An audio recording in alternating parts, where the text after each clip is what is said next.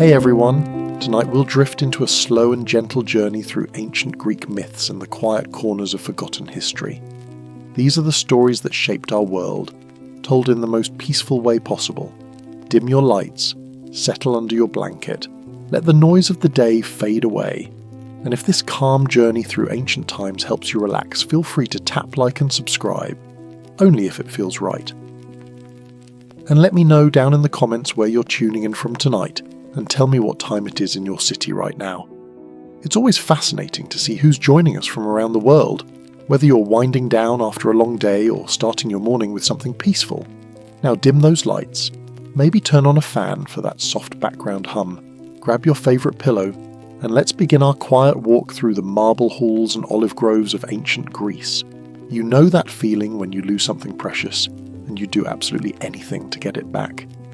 That desperate hollow ache that makes you wonder if you could somehow turn back time, undo one terrible moment. This is where we begin tonight, with a musician whose love was so powerful it could move stones to tears. Picture ancient Greece, maybe 3,000 years ago. The sun is setting behind rolling hills covered in olive trees. You can hear the distant bleating of goats, the soft whisper of wind through cypress branches. In a small grove, a young man sits alone, tuning the strings of his lyre. His name is Orpheus, and when he plays, something magical happens. Not the flashy kind of magic you see in movies, something quieter, deeper. When Orpheus plucks those strings, birds stop mid-flight to listen. Wolves forget their hunting. Even the trees seem to lean closer, their leaves rustling in time with his melody. But here's what most people don't know about Orpheus. He didn't start out as the greatest musician who ever lived. As a child, Orpheus was actually quite ordinary. He lived in Thrace, a region north of Greece proper, where the winters were harsh and the people were tough. His father was probably a king, though the stories disagree about which one. His mother, well, that's where things get interesting. Some say she was Calliope, the muse of epic poetry. Others say she was just a woman who loved to sing while she worked. But think about what it must have been like, growing up in a world without recorded music. No Spotify, no radio, no headphones. If you wanted music, someone had to make it right there, in that moment. And young Orpheus discovered something wonderful. When he played, people forgot their troubles.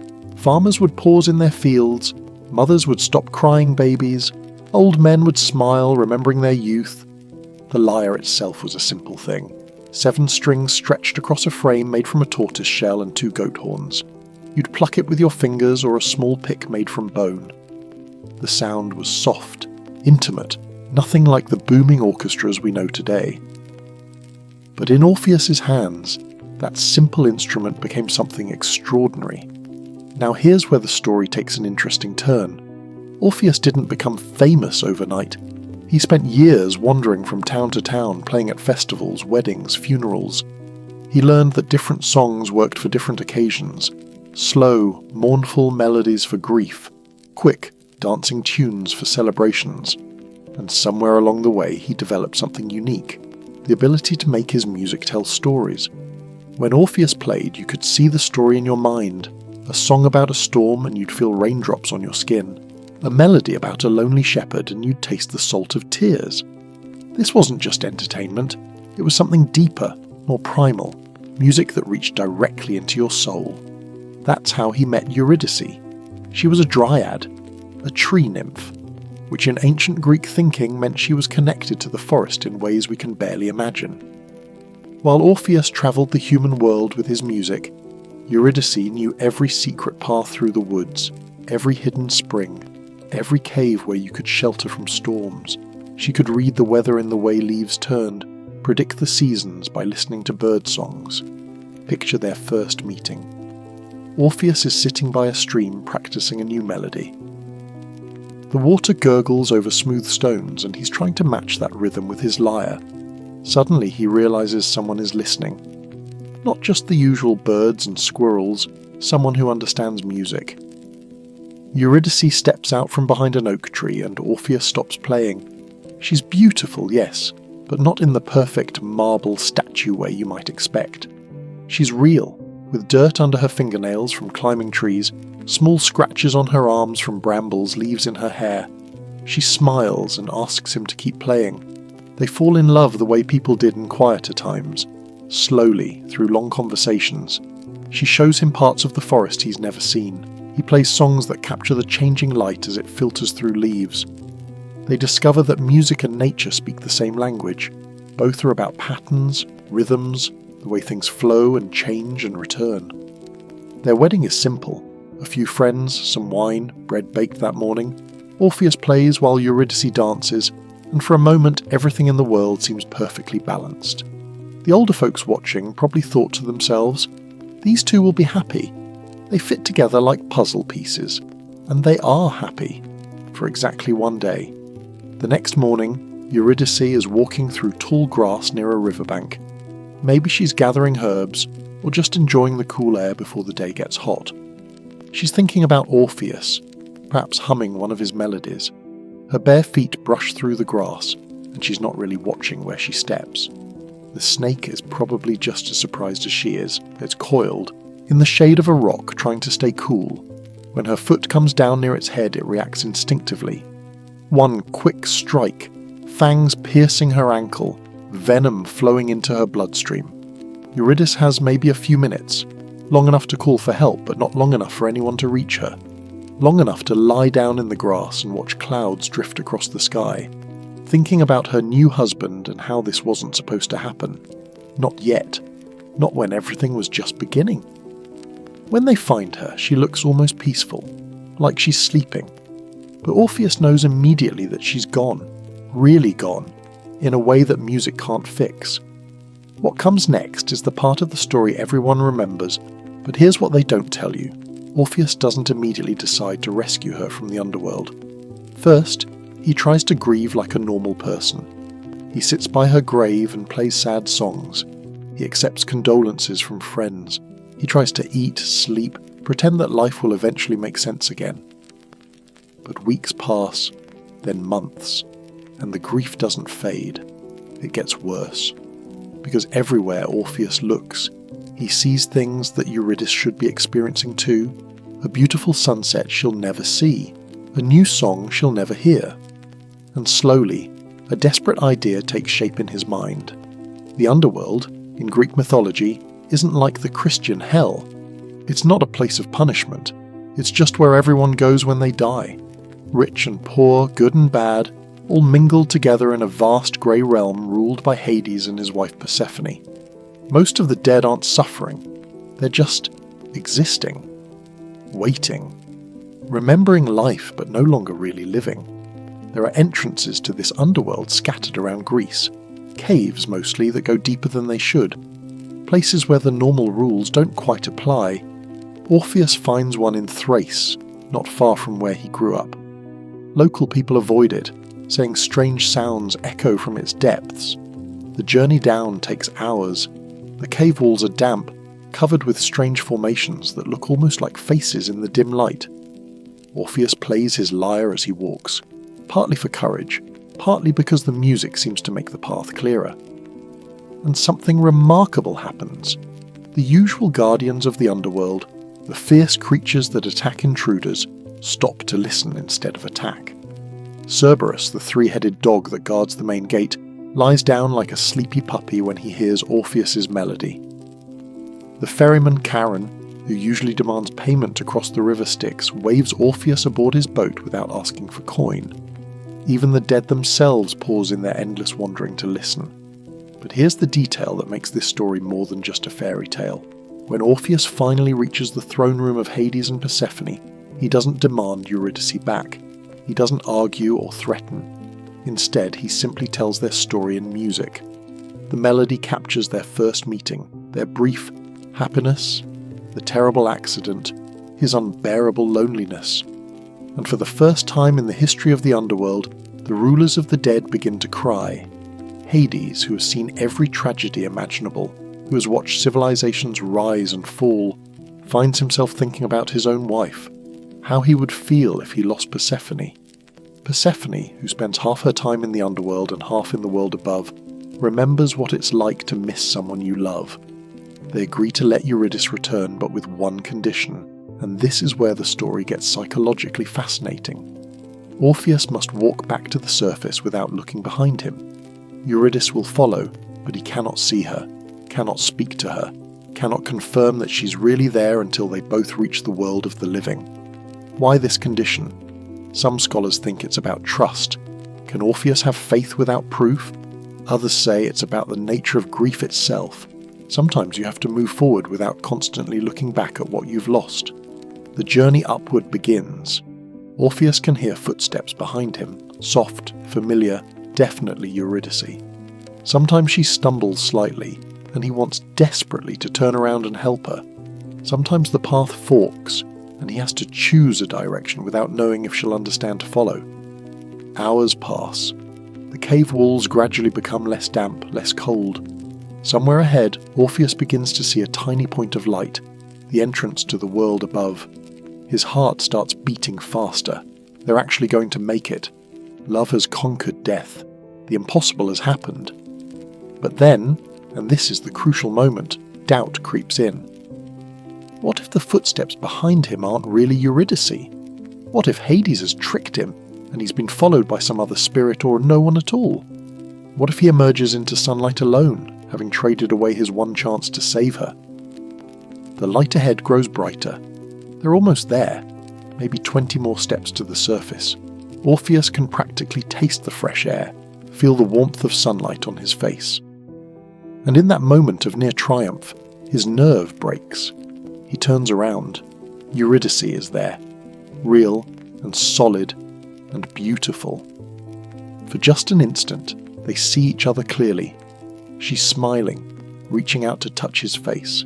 She's about to speak, maybe to say, "We made it," or "I love you," or "Don't worry, everything's going to be all right."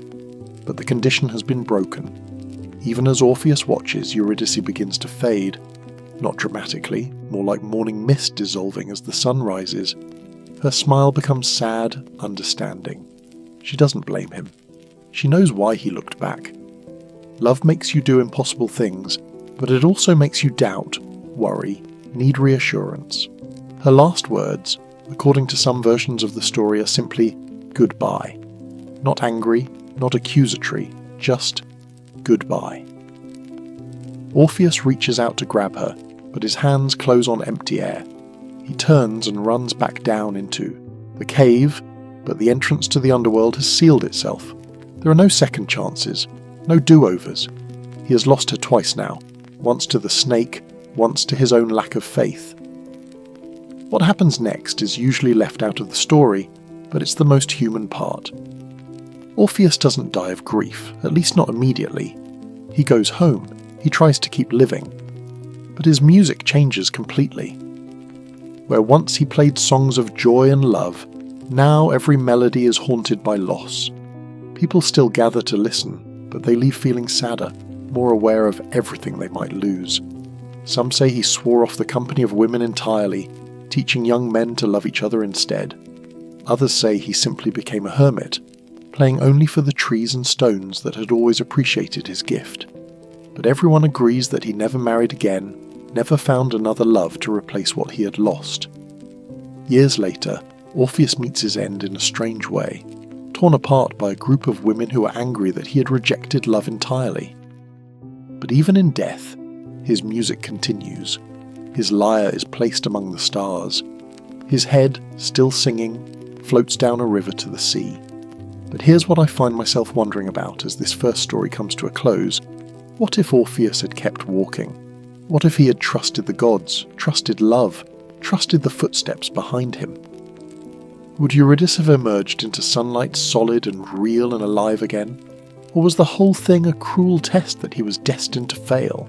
Speaking of love and loss, and the impossible things people do when they're driven by powerful emotions, let me tell you about a woman who turned her grief into something so magnificent it survived for thousands of years. But first, you have to understand what the ancient world was like for women who wanted to build something lasting. Picture Mesopotamia, about 2,800 years ago. This is the land between two rivers, the Tigris and Euphrates, where some of the world's first cities grew up out of marshland and desert. It's hot. dusty, and the political situation changes about as often as the weather.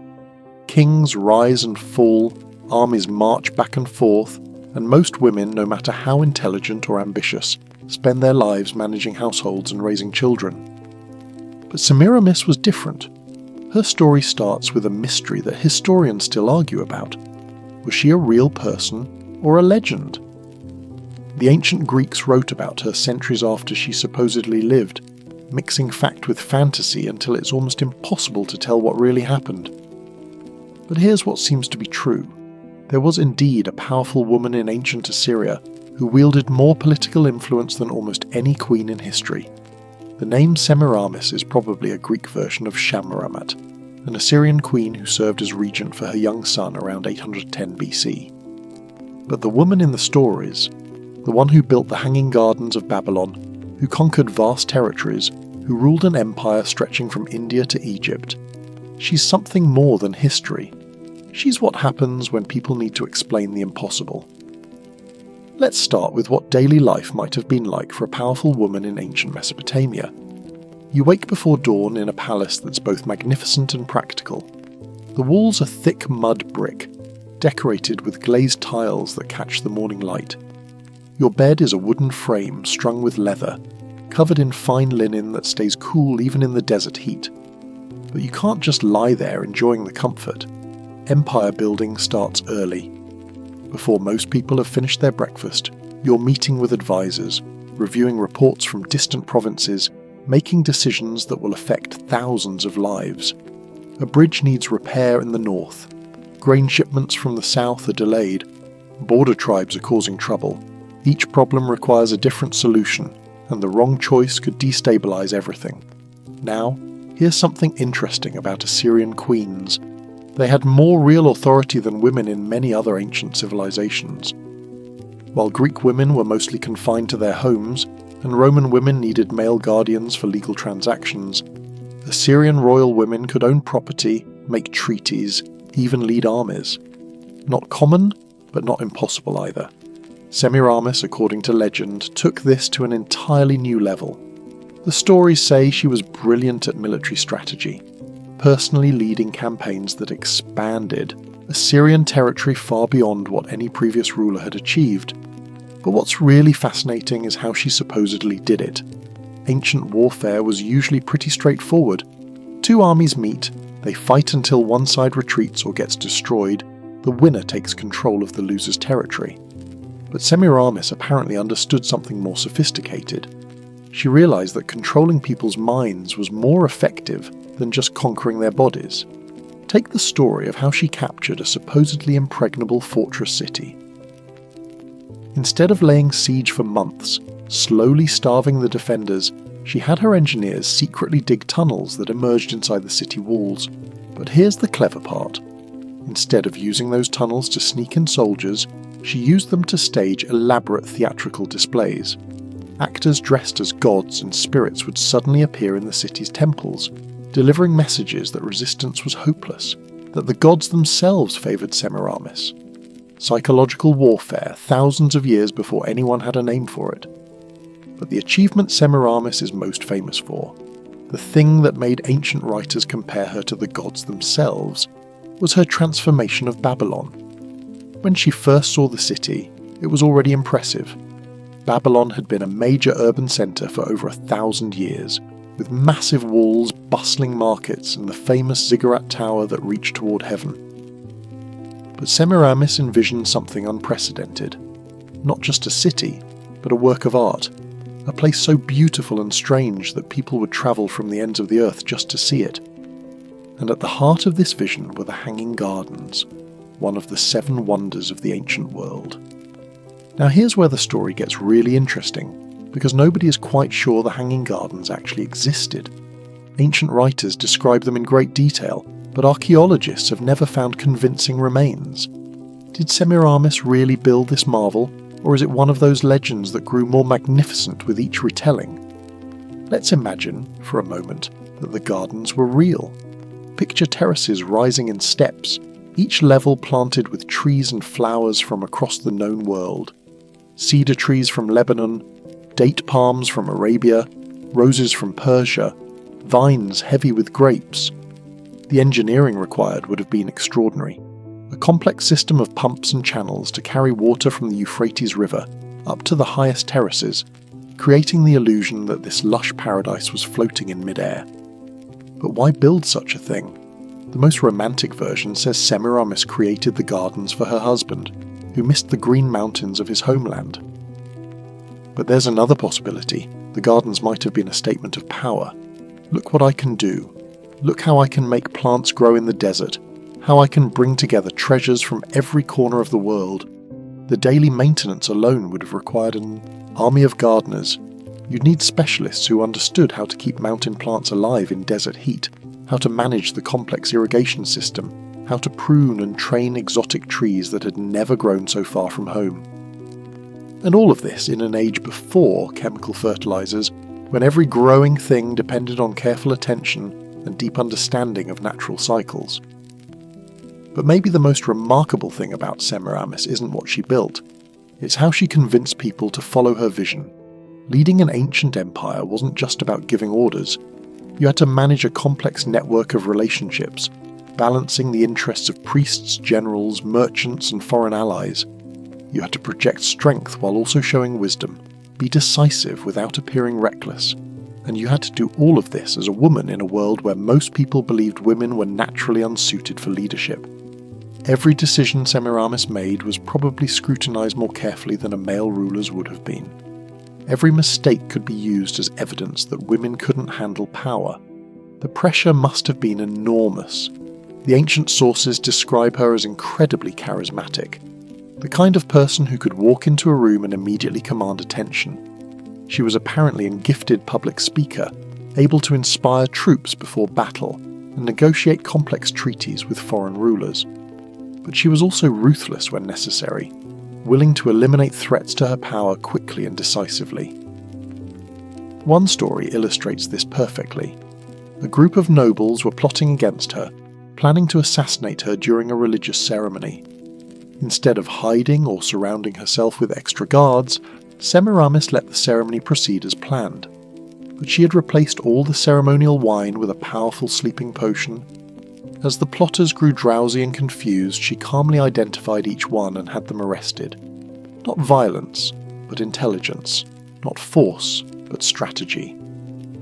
The empire Semiramis supposedly ruled stretched from modern-day Iran to Egypt, from Turkey to the Persian Gulf.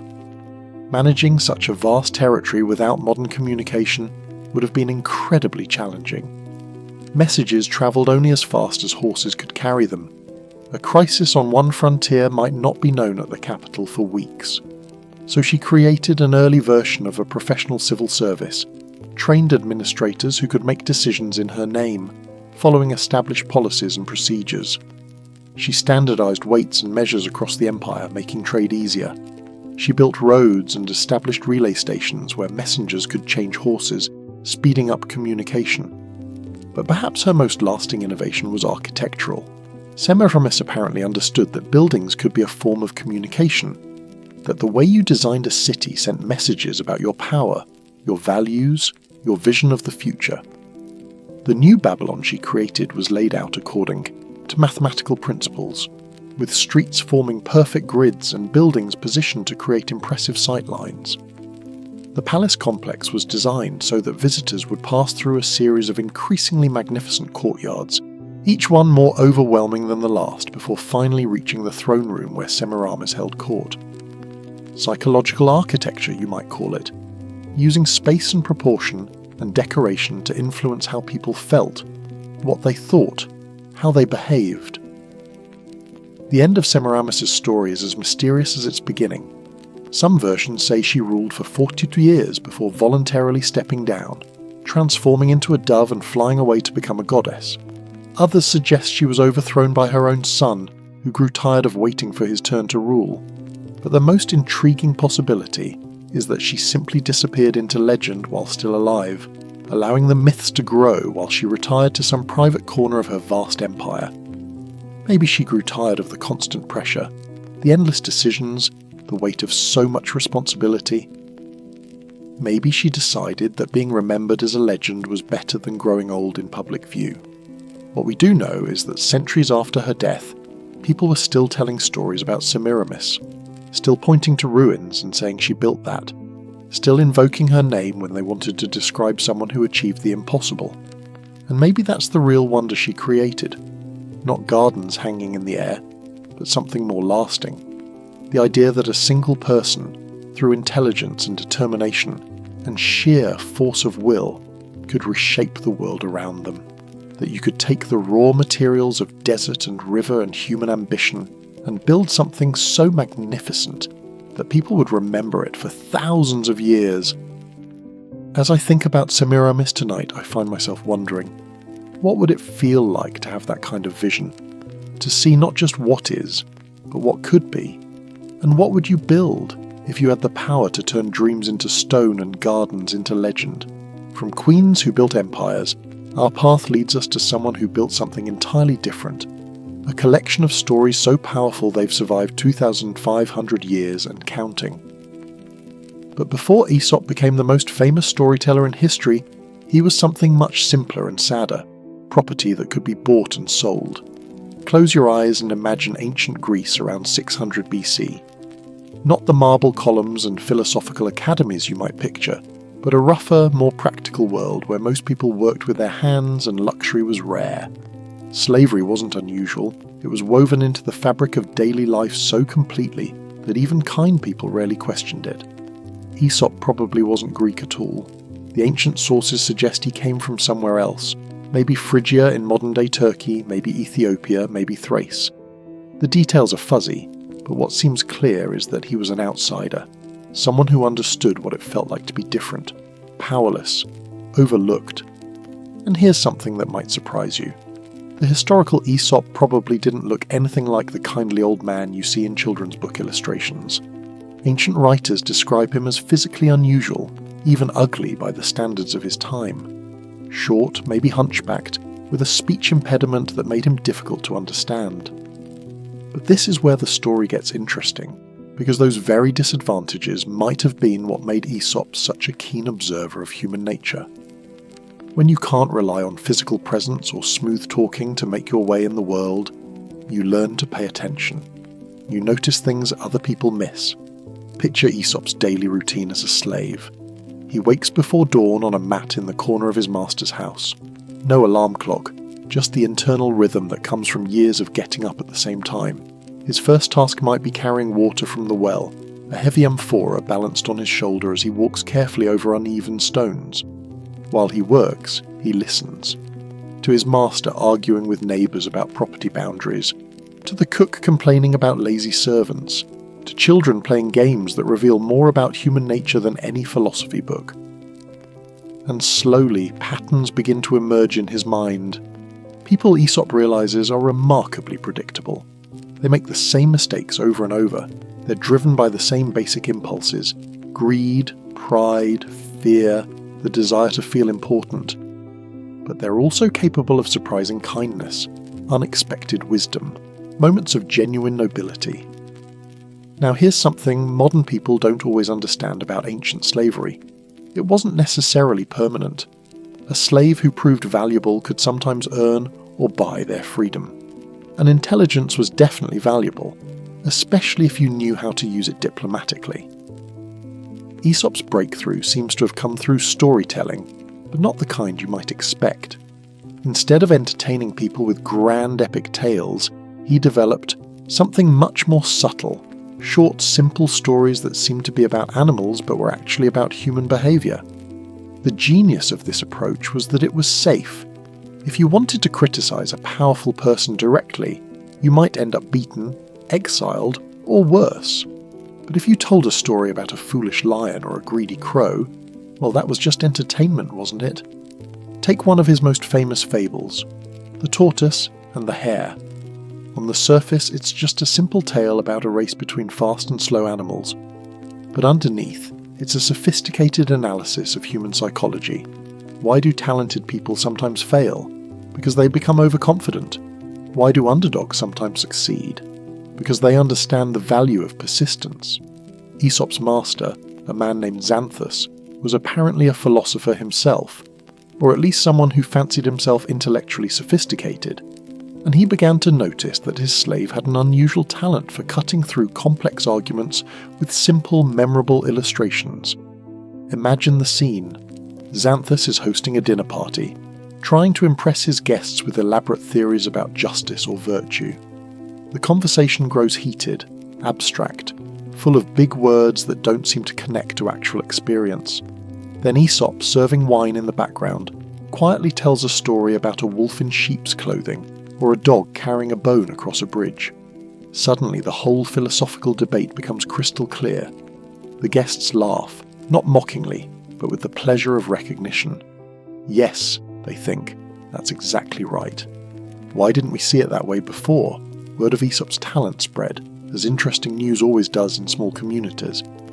People began inviting Xanthus to parties partly in hopes that he'd bring his clever slave along, and Xanthus, being human, probably enjoyed the reflected glory while also feeling slightly threatened by it.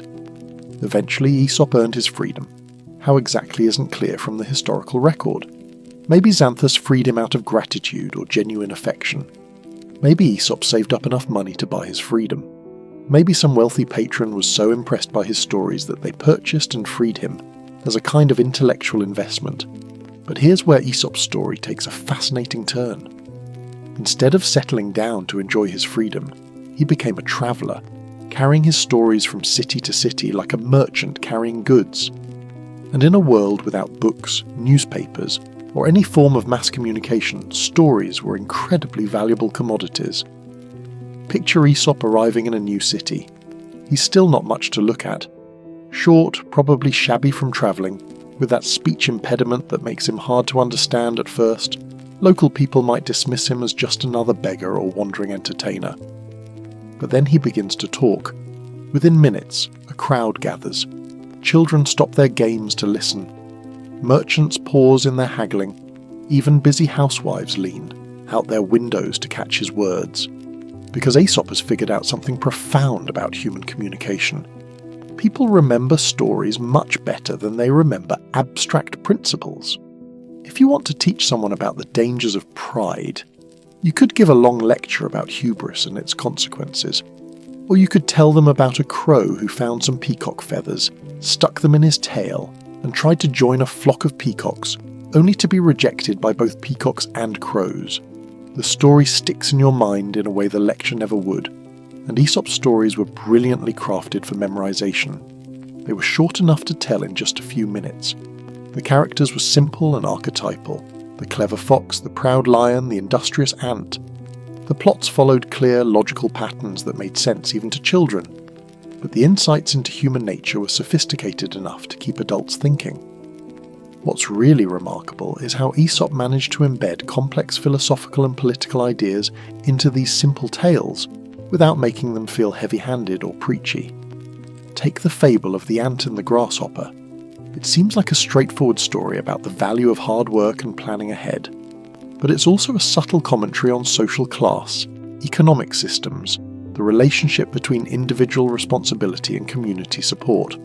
Should the industrious ant share her food with the grasshopper, who spent the summer singing instead of working?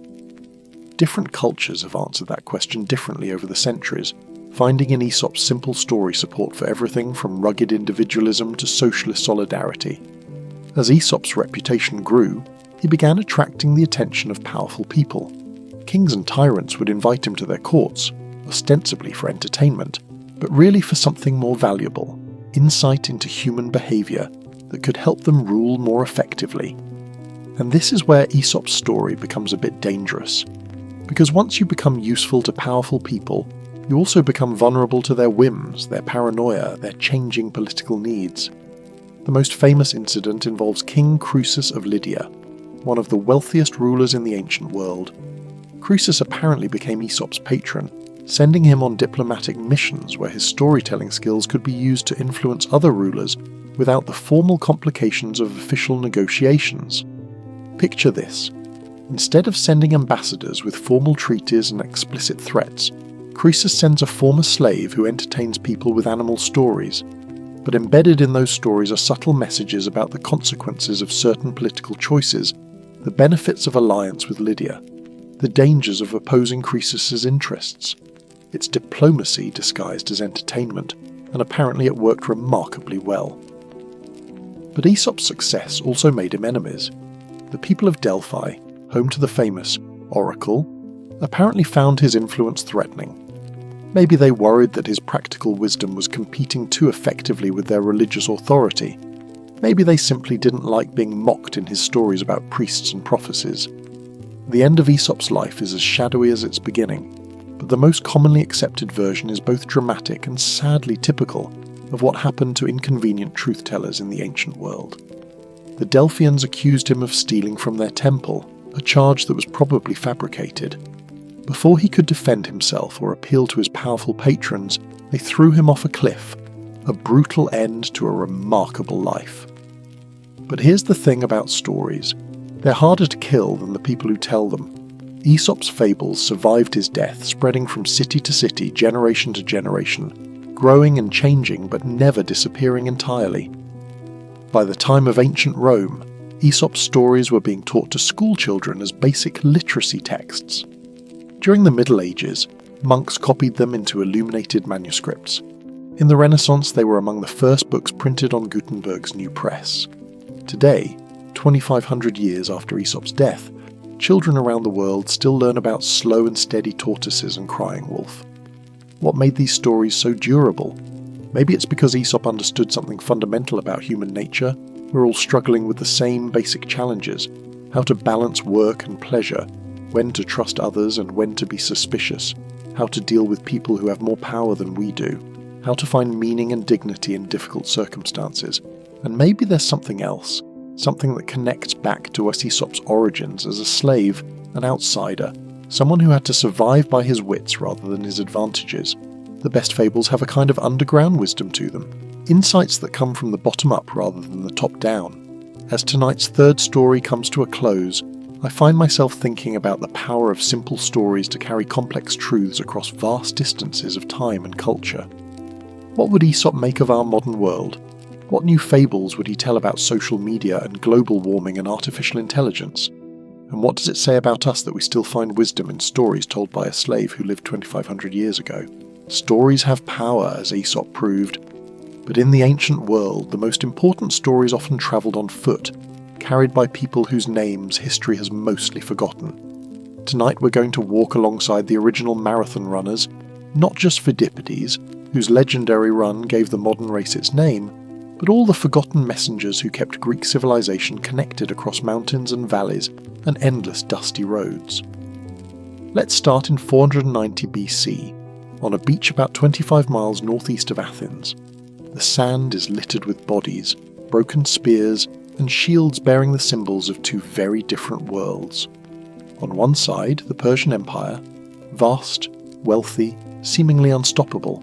On the other, a small collection of Greek city-states that have somehow managed to win one of the most important battles in human history. But here's what most people don't realize about the Battle of Marathon. The fighting itself was just one day in a much longer story of communication, logistics, and the incredible physical demands placed on the men who carried messages across ancient Greece. Picture what it was like to be a professional runner in this world. Not an athlete competing for glory, but a working person whose job was to carry information faster than anyone else could manage. Your legs were your livelihood. Your knowledge of roads, shortcuts, and safe places to rest could mean the difference between a message arriving in time to prevent disaster or arriving too late to matter. These men, and they were almost always men, were called hemerodromoi, day-long runners. They could cover distances that would challenge modern ultramarathoners, but they had to do it wearing leather sandals on rough stone roads, carrying not just messages but sometimes gifts, money, or other valuable items that couldn't be trusted to ordinary travellers. The most famous of these runners was Phidippides, though even his name is uncertain. Some sources call him Philippides or Eucles. What we do know is that in the days leading up to Marathon, he ran from Athens to Sparta and back, a round trip of about 300 miles, trying to convince the Spartans to send military help against the Persian invasion. But let's slow down and think about what that journey would actually have been like. Athens to Sparta isn't just a matter of distance, It's some of the most challenging terrain in Greece. You start by crossing the mountains north of Athens, following paths that are barely more than goat tracks. The elevation changes are brutal. One moment you're climbing rocky slopes in thin mountain air, the next you're descending into valleys so hot and dusty that every breath feels like sandpaper. Pheidippides would have left Athens at dawn, probably carrying a leather pouch with barley cakes, dried fruit, and a small amount of wine mixed with water. Not enough for the whole journey, but enough to get him to the first stopping point where he could resupply. The roads themselves were nothing, like modern highways. Most were just worn paths, marked by stones or small shrines, but easy to lose in bad weather or poor light. Bandits were a constant threat, especially for a man travelling alone who might be carrying valuable messages. Wild animals, wolves, bears, the occasional lion still roamed the more remote areas. And then there was the psychological challenge. Running alone for hours at a time, with nothing but your own breathing and footsteps for company, can play tricks on your mind, especially when you're carrying news that could determine whether your city lives or dies, whether your family will be free or enslaved. Pheidippides reached Sparta in about 2 days, which is an almost superhuman achievement. But the Spartans, for religious reasons, couldn't march until after the full moon. So he had to turn around and run back to Athens with the disappointing news that help wasn't coming. This is where the story gets interesting, because most versions focus on what happened next, the famous run from Marathon to Athens after the battle. But think about what Pheidippides had already been through. 6 days of running over some of the most difficult terrain in Greece. His feet would have been raw and bleeding, his legs cramped and exhausted. He'd probably lost weight he couldn't afford to lose. And yet, when the Athenian army won their unlikely victory at Marathon, someone had to carry the news back to the city. Because in Athens, people were waiting in terror, not knowing whether their husbands and sons and fathers were alive or dead, whether Persian ships were already sailing toward Athens harbour. The traditional story says Pheidippides ran the 25 miles from Marathon to Athens, delivered his message, Nike, victory, and then collapsed and died. It's a dramatic ending that makes for good storytelling. But the reality was probably more complex and, in its way, more remarkable. Because Pheidippides wasn't the only runner involved in the Marathon campaign. Ancient armies relied on networks of messengers, relay systems that could carry information faster than any single person could manage. While Pheidippides was running to Sparta, other hemerodromoi were carrying messages to potential allies, updating Athens on Persian movements, coordinating the logistics that made the victory possible. Think about what it took to organise even a small ancient Greek army. Food had to be collected and transported. Weapons needed to be distributed. Allies had to be contacted and their responses coordinated. Intelligence about enemy movements had to be gathered and analysed. And all of this happened through human messengers, running from place to place with leather pouches full of carefully written instructions. The men who did this work weren't celebrities or heroes in the way we think of them today. They were professionals, probably well paid but not famous, skilled in ways that most people took for granted until something went wrong. A good. Hemerodromus knew more than just how to run fast over long distances. He had to memorise complex routes, including alternate paths in case the main roads were blocked or dangerous. He needed to recognise the difference between friendly and hostile territory, know which towns were safe to enter and which should be avoided. He had to be able to read weather signs, find water in drought conditions, navigate by stars when caught out after dark. And he had to be absolutely trustworthy, because the messages he carried could be worth fortunes or change the course of wars. A messenger who could be bribed, threatened, or seduced into revealing secrets was worse than useless. He was a security risk that could destroy the people who trusted him. The training for this work started young. Boys as early as 12 or 13 would begin running errands around their home cities, gradually building up endurance and learning the basics of navigation and route finding. The best would be selected for longer assignments, carrying messages between nearby towns, then eventually graduating to the major intercity routes. By the time a hemerodromos reached his peak, probably in his 20s or early 30s, he would have an almost encyclopedic knowledge of Greek geography. Not just the main roads, but shortcuts through mountain passes, safe places to cross rivers during flood season, the locations of springs and caves and friendly farms where a runner could rest and resupply. But the physical demands were enormous. These men weren't just running marathons, they were running ultramarathons, often back-to-back, over terrain that would challenge modern trail runners equipped with high-tech shoes and sports drinks and GPS devices. Consider the diet of a working messenger, mostly bread, olive oil, dried fruit and wine, foods that provided energy but were also light and non-perishable. Fresh meat was rare, fresh vegetables almost impossible on long journeys. Protein came mainly from cheese and occasionally fish. It was enough to keep you alive and functioning, but barely. The equipment was similarly basic. Good sandals were essential, probably the most expensive item a runner owned. A leather pouch for messages and supplies, a staff for balance on difficult terrain, and protection against wild animals. A small knife. Maybe a light cloak for cold or wet weather. Everything had to be balanced between usefulness and weight, because every extra ounce would slow you down over hundreds of miles. And then there were the occupational hazards that don't make it into the heroic stories. Injuries were common and could be career-ending. A twisted ankle in the mountains might mean crawling for miles to find help. Dehydration could kill you if you miscalculated water sources. Exposure to extreme weather was a constant risk. But perhaps the most interesting thing about the hemerodromoi is how they fit into the larger communication networks of the ancient world. Because messages didn't travel in isolation. They were part of complex webs of information that connected cities, armies, trade networks, and political alliances across the entire Mediterranean. A message starting in Athens might be carried by runner to Corinth, then by ship to Syracuse, then by another runner to a Roman outpost, eventually reaching someone making decisions in a completely different part of the ancient world. Each handoff required coordination, trust, and precise timing. The Persian invasion that led to Marathon was itself partly a failure of communication networks. The Persian Empire was so vast that information took weeks or months to travel from the frontiers to the capital. By the time Persian commanders realized that the Greeks were more organized and determined than expected, their forces were already committed to battles they might have avoided. The Greeks, fighting on their home territory with shorter communication lines, could respond more quickly to changing circumstances. When the Persians landed at Marathon, Athenian leaders knew about it within hours. When they decided to march out and fight rather than waiting for a siege, that information reached their allies quickly enough to coordinate strategy.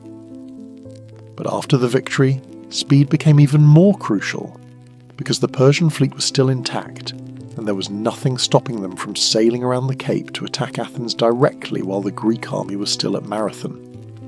This is where the famous run from Marathon to Athens becomes not just a story of individual heroism, but a crucial link in a larger strategic communication network.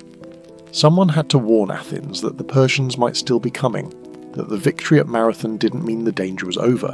Whether it was Pheidippides who made that final run, or some other nameless hemerodromos, the message arrived in time. Athens prepared for another attack.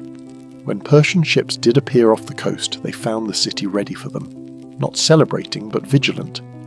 After a brief standoff, the Persian fleet sailed away, ending the invasion. The irony is that the run from Marathon to Athens, the one that gave us the modern Marathon, was probably the least impressive thing Pheidippides did during those crucial days. The real achievement was the 300-mile round trip to Sparta, the days of running over impossible terrain, the complex network of messages that made Greek victory possible. But history, like memory, tends to simplify. We remember the dramatic moment, a runner bursting into the Athenian agora, gasping out his message of victory, then collapsing from exhaustion. We forget the boring parts, the careful planning, the routine maintenance of communication networks, the daily grind of professional messengers carrying ordinary information that kept civilization functioning.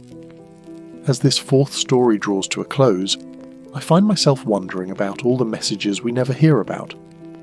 The routine reports that arrived, safely, the warnings that prevented disasters, the ordinary communication that connected the ancient world in ways we're only beginning to understand.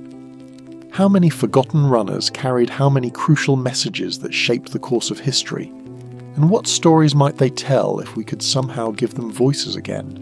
Those forgotten runners we just met had to fuel their incredible journeys with something, and that brings us to one of the most overlooked aspects of ancient life: what people actually ate, day after day, meal after meal. But before we break our fast with a typical Athenian family, consider this. Food in the ancient world wasn't just about nutrition. It was about identity, social status, religious belief, and connection to the land in ways we can barely imagine today. Picture Athens on a typical morning, maybe 450 BC, during the height of what we now call the Golden Age. The sun is just rising over Mount Hymettus, casting long shadows across the city's narrow streets. But most Athenians have been awake for a while already, because their day begins not with alarm clocks but with roosters, and because the Mediterranean summer heat makes early morning the most comfortable time for work. Let's follow the household of Lysander, a middle-class citizen who makes his living as a potter. Not wealthy enough to own many slaves, not poor enough to worry about where his next meal is coming from. Typical, in other words, of the people who made Athens function but rarely appear in history books. Lysander wakes on a simple bed frame strung with leather, covered with wool blankets woven by his wife Demetra. The house is small, just a few rooms arranged around a central courtyard, but it's solidly built of sun-dried brick with a tile roof. No glass in the windows, just wooden shutters that can be opened to let in light and air. The first thing Lysander does isn't eat. It's visit the small shrine in the courtyard where his family honours their household gods. A quick prayer, a small offering of oil or wine, a moment of gratitude for another day. Because in ancient Greece, you don't take anything for granted, not even the simple fact of waking up alive. Now here's something that might surprise you about ancient Athenian breakfast. It was incredibly simple. Not because people didn't appreciate good food, but because the main meal of the day happened in late afternoon. Breakfast was just fuel to get you started, and most people ate exactly the same thing, day after day, season after season. Bread. That's it. Maybe dipped in wine or olive oil, maybe spread with honey if the family was feeling prosperous. But essentially, breakfast was bread, eaten quickly while standing up, washed down with water or watered wine. But calling it bread doesn't really capture what Lysander is eating. This isn't the soft, fluffy loaves we know today. Ancient Greek bread was dense, chewy, made from coarsely ground grain that included all the bran and germ. It was filling in a way that modern bread rarely is, because it took real work to chew and digest. The grain itself came from farms outside the city, brought in by donkey cart or carried by farmers walking hours from their fields. Athens couldn't feed itself from local agriculture alone, not enough farmable land for a population that had grown to maybe 100,000 people, so grain ships arrived regularly from Egypt, from the Black Sea colonies, from anywhere that had surplus wheat or barley to trade. This dependence on imported food made every Athenian acutely aware of things modern city dwellers rarely think about: weather in distant countries, the safety of sea routes, political relationships with far-off places. A bad harvest in Egypt or a war that disrupted shipping could mean hunger in Athens within weeks. Demetra grinds the grain herself, using a heavy stone quern that takes real muscle power to operate. It's tedious work, maybe an hour of grinding to produce enough flour for a day's bread. But it's also social time. Neighbour women often gather to grind grain together, sharing gossip, advice, and the physical effort. The actual baking happens in a communal oven down the street, because most houses don't have ovens of their own. Demetra shapes her dough into round, flat loaves, marks them with her family's symbol, and carries them to the baker along with a small fee for using his oven. By the time Lysander is ready for breakfast, the bread is still warm from baking. While Lysander eats his bread, Demetra is already preparing for the day's more complex meal.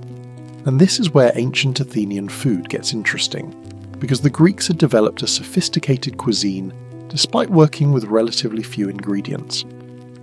The foundation of every meal was the Mediterranean triad: grain, olives, and grapes. Everything else was elaboration, variation, seasonal luxury.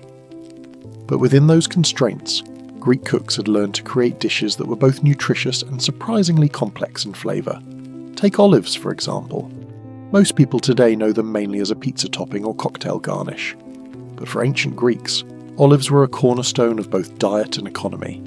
Fresh olives, pickled olives, olive paste, olive oil, each provided different flavours and nutritional benefits, and olive oil was so valuable it was sometimes used as currency. The olive trees around Athens were ancient even then, some planted centuries earlier by farmers who knew they were investing in their grandchildren's prosperity. Because olive trees take decades to mature, but once established, they can produce for hundreds of years.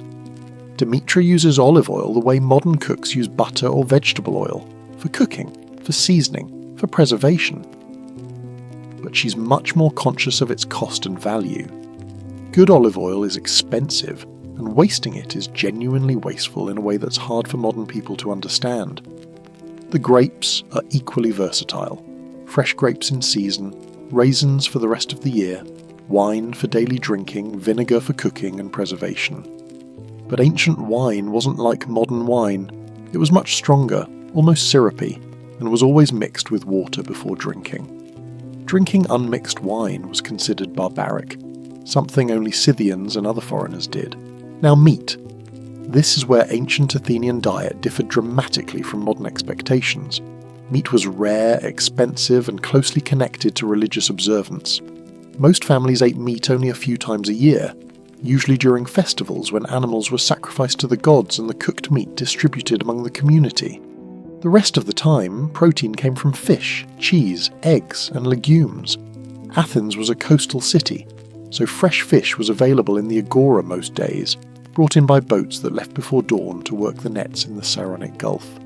But fish spoiled quickly in the Mediterranean heat, so it had to be eaten the day it was caught or preserved with salt. Cheese was made mostly from goat or sheep milk. Cows were rare and expensive in rocky Greece.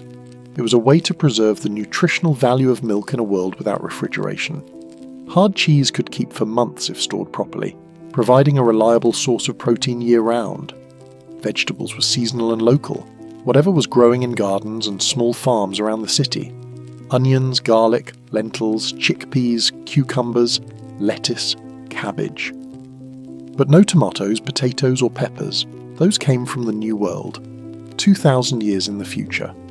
Cooking techniques were limited by available technology. Most food was boiled, baked or grilled over wood fires. No sugar, honey was the only sweetener. No ice. Food preservation depended on salt, vinegar, oil and drying. No spices from Asia. Flavouring came from local herbs like oregano, thyme and mint. But within these constraints, Greek cooks had developed dishes that were genuinely delicious.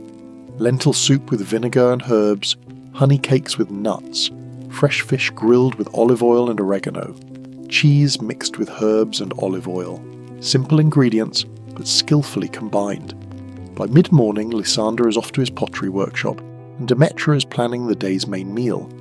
This will be served in late afternoon, when the family comes together to eat, talk and wind down from the day's work. Shopping for this meal means a trip to the agora, the central marketplace where farmers, fishermen and merchants sell their goods. But the agora isn't just a market, it's the social and political heart of Athens, where news is exchanged, deals are made, and democracy happens. Demetra walks through stalls selling everything from live chickens to imported spices to handmade pottery, possibly including some made by her husband. She negotiates prices, examines produce for quality, catches up with friends and neighbours. Shopping is social time, information gathering time, community building time. The vendors she deals with aren't anonymous corporate entities. They're individuals she knows by name, whose families she's familiar with, whose reputations for quality and honesty she can evaluate from personal experience. If the fishmonger sells her bad fish, she'll remember, and so will her neighbours. Money exists. Athens mints its own silver coins, but a lot of transactions still happen through barter or credit arrangements. Demetra might trade eggs from her chickens for vegetables, or promise to pay the baker next week when Lysander finishes a batch of pottery.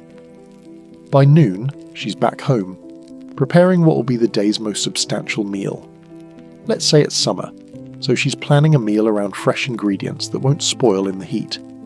Maybe fish soup with onions and herbs, fresh bread, cheese mixed with olive oil and garlic, cucumbers dressed with vinegar, grapes for dessert. The cooking happens in the courtyard, over a charcoal brazier that provides controlled heat without overheating the house. Water comes from a well in the courtyard or from the public fountain down the street. Demetra carries it in pottery jugs, measuring out exactly what she needs because every drop has to be carried by hand.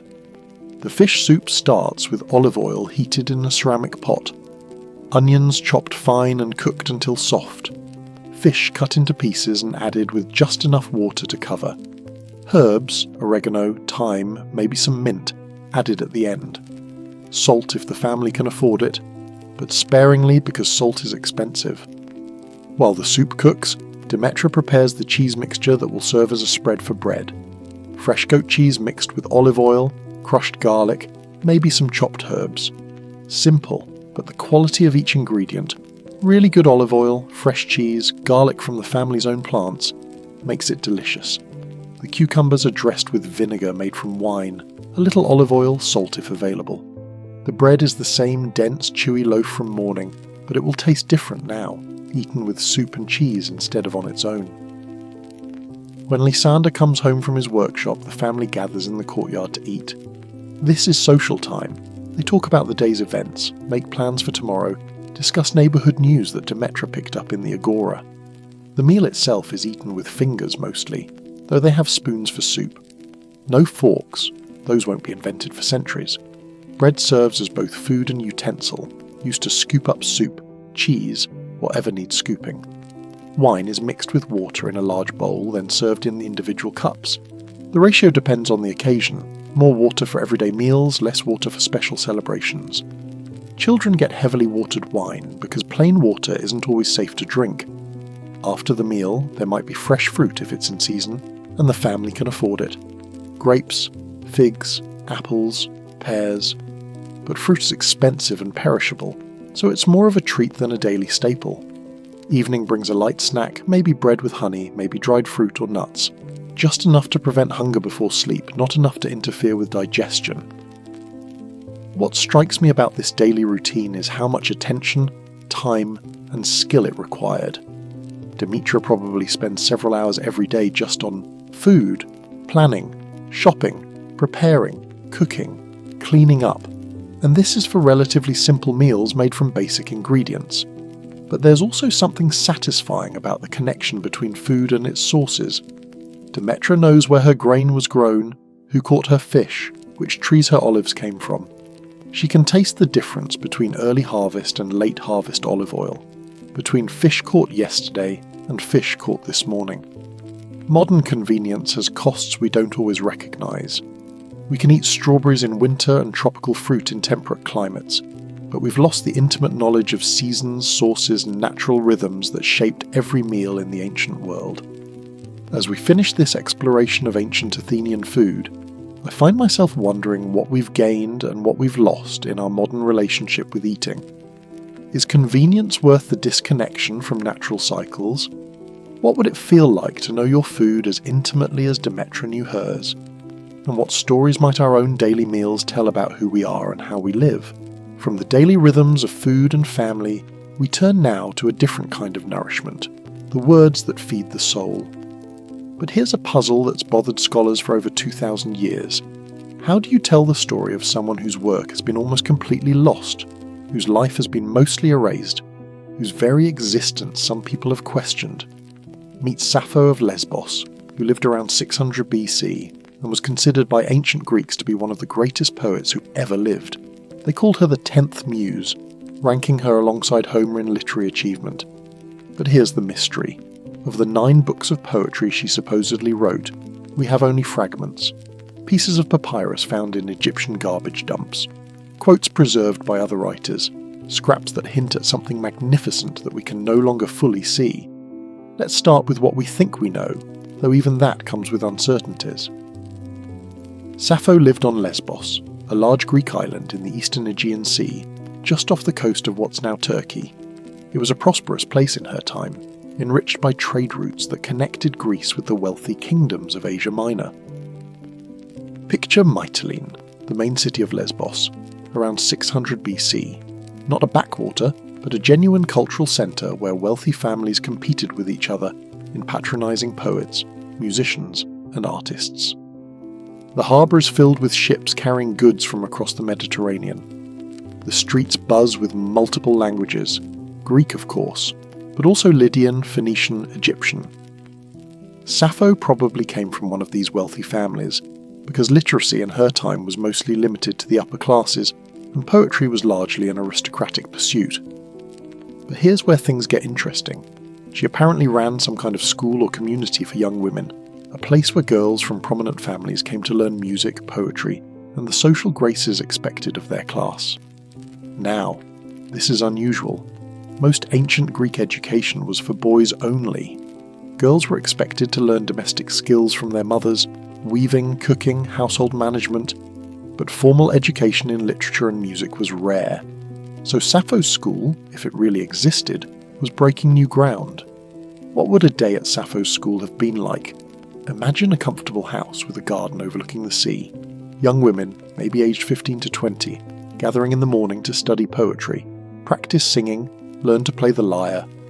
Not grim, disciplined study, but something more like an artistic community where learning happened through participation and pleasure. Sappho herself would have been the centre of this community, not just a teacher, but a working poet whose new compositions were shared and discussed while they were still fresh. Picture her sitting in the garden, surrounded by students, reading aloud from a poem she finished that morning. The young women listening intently, learning not just the words, but the rhythms, the way meaning can be shaped by sound and pause and emphasis. But here's where Sappho's story becomes complicated, because her poetry was intensely personal in a way that ancient Greek literature usually wasn't. While Homer wrote about heroes and gods, Sappho wrote about feelings, love, jealousy, desire, longing, the bittersweet pain of relationships that matter deeply. And many of her poems were addressed to women, young women in her circle, friends who had married and moved away, lovers whose names we can sometimes glimpse in the fragments that survive. This has led to centuries of debate about Sappho's sexuality, her relationships, the exact nature of her feelings for the women in her poetry. The honest answer is that we don't know, and probably never will. The fragments are too brief, too contextless to support definitive conclusions. But what's clear is that Sappho wrote about women with an intensity, intimacy, and emotional complexity that was almost unique in ancient literature. Take one of the few complete poems that survives, a piece that later Roman writers considered so perfect, they preserved it in full. It describes the poet watching someone she loves talking and laughing with another person, and the physical reaction this causes: racing heart, tongue-tied, fire running under the skin, ears ringing, sight dimming. It's a poem about jealousy, but also about the overwhelming power of love to disrupt the normal functioning of the body. And it's written with a psychological precision that feels almost modern, as if Sappho understood things about human emotion that wouldn't be formally described by psychologists for another 2,500 years. But this emotional directness may also have contributed to Sappho's eventual disappearance from the historical record.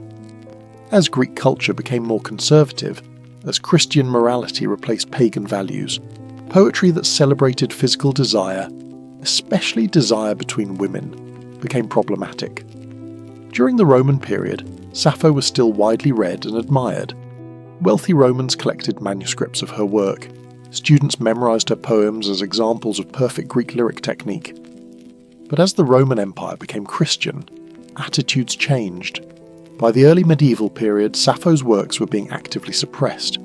Christian authorities considered her poetry immoral, corrupting, dangerous to public virtue. Manuscripts were destroyed, not copied, allowed to crumble into dust rather than being preserved for future generations. This is where the story takes a fascinating archaeological turn, because most of what we know about Sappho today comes from an unexpected source: ancient garbage. In the dry climate of Egypt, papyrus can survive for thousands of years if it's buried in sand. And during the Roman period, Egypt was a major centre of Greek culture, where Sappho's poetry was still being read and copied. When these copies wore out or became damaged, they were thrown away, often ending up as stuffing for mummy, cases or packing material for other goods. Centuries later, Archaeologists digging in Egyptian ruins found fragments of papyrus with Greek text, including precious scraps of Sappho's lost poetry. Imagine the excitement of scholars realizing they were holding pieces of poems that hadn't been read for over 1,000 years. Words written by a woman whose work was so admired in antiquity that she was called divine, but whose voice had been almost completely silenced by historical prejudice. The fragments themselves tell a heartbreaking story. Often they're just a few words, sometimes only a single line, preserved by accident on scraps of papyrus that happen to survive. Scholars piece them together like a puzzle with most of the pieces missing, trying to reconstruct not just the words but the meaning, the context, the emotional weight behind them. One fragment reads simply, "I loved you once, Athis, long ago." Who was Athis? What happened to end or change that love? We'll probably never know. The papyrus breaks off right there, leaving us with just that single, achingly personal confession floating in time. Another fragment describes the moon setting, stars fading, night passing hour by hour, and someone lying alone. The loneliness is palpable even across 2,600 years, even in just those few surviving lines. You can feel Sappho lying awake, watching darkness slowly give way to dawn, thinking about someone who isn't there. What makes these losses particularly tragic is that we know from ancient writers how much we're missing. One scholar from Alexandria created a catalogue of Sappho's work around 200 BC, listing 9 complete books of poetry, hundreds of individual poems. He described them in detail, quoted extensively from them, praised their technical perfection and emotional depth. But his descriptions survive while the actual poems mostly don't. It's like reading a review of a magnificent painting that was destroyed centuries ago. You know it was beautiful, you know it moved people deeply, but you can't actually see it yourself. The few complete poems we do have offer tantalizing glimpses of Sappho's artistry. There's the Ode to Aphrodite, preserved because later writers quoted it as an example of perfect Greek lyric structure. In it, Sappho addresses the goddess of love almost like a friend, reminding Aphrodite of previous times when the goddess helped her win someone's affection. The tone is intimate, slightly humorous, completely unafraid, as if gods and humans could have casual conversations about romantic problems. Then there's the poem about watching someone you love with another person, the one I mentioned earlier. The physical symptoms it describes, racing heart, loss of voice, flushed skin, ringing ears, match what modern science tells us about the body's response to intense emotion. Sappho understood viscerally what wouldn't be formally explained until the development of modern psychology and neuroscience. But here's something interesting about those fragments we do have. They often survive because they were considered safe. Ancient and medieval scholars who destroyed most of Sappho's work sometimes preserved individual poems that could be read as appropriate expressions of friendship or harmless emotional intensity. The more explicitly physical poems, the ones that celebrated sensual desire most openly, were the ones most thoroughly erased. So the Sappho we can read today is like a censored version, with all the most controversial parts deleted. It's as if someone went through and removed everything that made her unique, everything that challenged conventional ideas about women, desire, and poetry. What remains is beautiful but incomplete. Daily life for Sappho probably involved a lot of what we'd recognise as teaching, working with young women on their poetry, helping them develop their voices, critiquing their compositions. But it would also have involved performance, because ancient Greek poetry was always meant to be heard loud, usually accompanied by music. Picture an evening gathering in Sappho's house. The Mediterranean sun is setting, painting the sky orange and pink. In the courtyard, illuminated by oil lamps, a group of women have gathered for what they might call a symposium, a drinking party, but really an excuse for poetry, music, and conversation. Sappho sits with her lyre, tuning the strings carefully before beginning to play. The melody is simple but haunting, and when she begins to sing, her voice carries across the courtyard. The young women listen intently, some mouthing the words they've heard before, others hearing this particular poem for the first time. After she finishes, there's discussion. What worked in the poem? What could be improved? How did the musical accompaniment shape the emotional impact? It's both performance and lesson, entertainment and education blended together. One of the students might share her own composition, nervous about how it will be received. Sappho listens carefully, then offers gentle critique. Perhaps the rhythm stumbles in the third line, or the metaphor doesn't quite work, or the ending feels rushed. But she's encouraging too, pointing out what's effective, what shows promise, what reveals genuine feeling. This kind of literary community was rare in ancient Greece, especially for women. Most female education happened informally, mothers teaching daughters domestic skills. But Sappho apparently created something different, a space where young women could develop as artists, where their voices and experiences were taken seriously, where poetry was treated as craft worth studying and perfecting. The women who studied with Sappho came from prominent families across the Greek world, not just from Lesbos. They would arrive as teenagers, spend several years studying poetry and music, then return home to marry and begin their adult lives. For many of them, those years with Sappho were probably the most intellectually stimulating time of their lives, a brief window of artistic freedom before the responsibilities of marriage and household management took over. And this explains some of the emotional intensity in Sappho's poetry, especially the poems about departure and loss.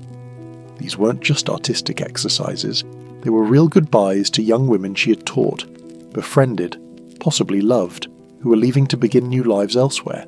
The poems capture that bittersweet moment when someone you care about moves forward into a future that doesn't include you. One fragment speaks directly to this experience. You, beloved stranger, I will never see again. The phrase beloved stranger is particularly poignant. Someone who was once intimate has become distant, separated by geography or circumstances or the simple passage of time.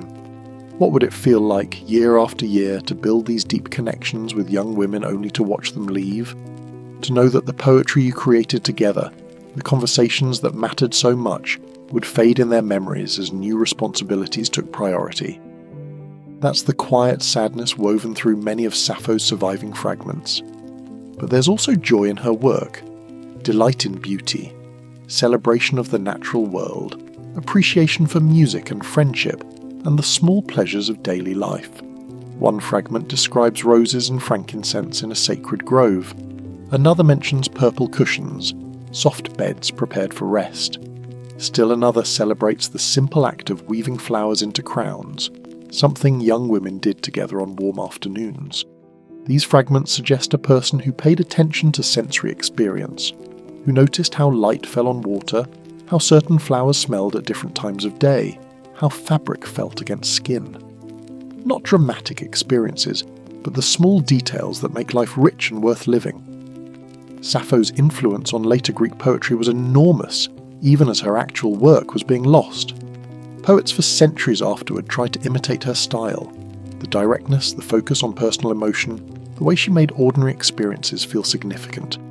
But none of them quite captured what made her unique, that combination of technical perfection and raw emotional honesty. By the medieval period, Sappho had become more legend than person. Stories circulated about her, some probably true, many almost certainly invented. One tale claimed she threw herself off a cliff for unrequited love of a man, a story that conveniently erased her focus on women and made her fit conventional romantic narratives. Modern scholars consider this story completely fictional, created to make Sappho more acceptable to societies uncomfortable with her actual poetry. The rediscovery of Sappho's work in the modern era happened gradually, as archaeologists working in Egypt found papyrus fragments, and scholars began piecing them together. Each new discovery was like finding a treasure, another few lines, another window into a lost world of women's poetry and experience. But it's frustrating too, because we know we're missing so much. Imagine if we had only fragments of Shakespeare, a few lines from Hamlet, a sonnet or two, descriptions by other writers of plays we can never read. That's roughly what we have with Sappho, except the loss is even greater, because she represents an entire tradition of women's poetry that was largely erased from history. Modern translations of Sappho often include the gaps, showing where papyrus is broken away or text is illegible. You might read, "And I said to her," followed by several missing lines, then, "But you didn't listen." These gaps are honest. They show us how fragmentary our knowledge really is. But they're also evocative, inviting readers to imagine what might have filled those spaces. Some modern poets have created their own versions, filling in the gaps with educated guesses or pure imagination, trying to reconstruct what Sappho might have written. These aren't translations exactly. They're more like collaborations across time, modern voices trying to complete conversations that started 2,600 years ago. What would Sappho think of this? Would she be pleased that her poetry still resonates, still moves people, still inspires new work? Or would she be frustrated by the fragmentation, the misunderstandings, the centuries of suppression that reduced her 9 books to scattered scraps? As this 6th story comes to a close, I find myself thinking about all the voices history has tried to silence, all the stories that survived only as fragments, all the women whose work was considered dangerous or inappropriate simply because it came from female experience. How many other Sapphos were there whose work didn't even survive as fragments? What might we know about the ancient world, about human emotion, about poetry itself, if those voices hadn't been erased? And maybe there's something appropriate about experiencing Sappho as fragments.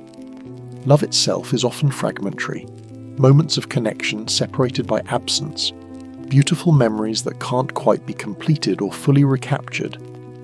The gaps in Sappho's poetry mirror the gaps in all our experiences of intimacy, the things left unsaid, the feelings that resist complete expression. Perhaps the fragments are the point, teaching us that some things are precious precisely because they're incomplete, because they make us long for something we can never fully possess. Speaking of incomplete stories and missing voices, let's turn now to one of ancient Greece's most famous but misunderstood traditions, the training of Spartan warriors. But we're not going to focus on the dramatic battles or legendary last stands you might know from movies. Instead, we're going to spend time with a 7-year-old boy on his first day of training and follow the slow, often boring reality of becoming a soldier in history's most militarized society. His name is Damaratos, and until yesterday he lived at home with his mother. He learned basic skills like any Greek boy: how to read simple texts, how to count, how to behave properly around adults. His father visited occasionally, but Spartan fathers didn't spend much time with young children. That wasn't considered their role. But now Damaratos is 7, which in Sparta means his childhood is officially over. This morning his mother took him to the Agog, the state-run training system that will control the next 13 years of his life. She didn't cry, or at least didn't let him see if she did. Spartan women were expected to be tough, to send their sons off to training without complaint, to value the state's needs above personal attachment. Picture the scene as Damaratos arrives at the training barracks. It's a plain, functional building, no decoration, no comfort, nothing soft or welcoming. About 20 other 7-year-old boys are there, all looking slightly scared, all trying to hide it. They've been organised into an agil, which translates roughly as herd, a term usually used for animals, which tells you something about how Sparta viewed young boys. The man in charge is called a paidonomos, literally boy herder. He's middle-aged, scarred from old battles, and looks like he's never smiled in his life. He doesn't give a welcoming speech or try to make the boys comfortable. He simply tells them where they'll sleep, on thin reed mats in a dormitory that gets cold at night, and what they'll do tomorrow. Then he leaves them to figure things out on their own. Now here's something modern people often don't realise about Spartan training. Most of it wasn't about fighting. Yes, there was combat instruction, but that came later. In the beginning, the Agog focused on something much more basic, teaching boys to be uncomfortable all the time and to endure it without complaint. Damaratos' first lesson is that he'll always be a little bit hungry. Spartan boys were deliberately underfed, given just enough food to survive but never enough to feel satisfied.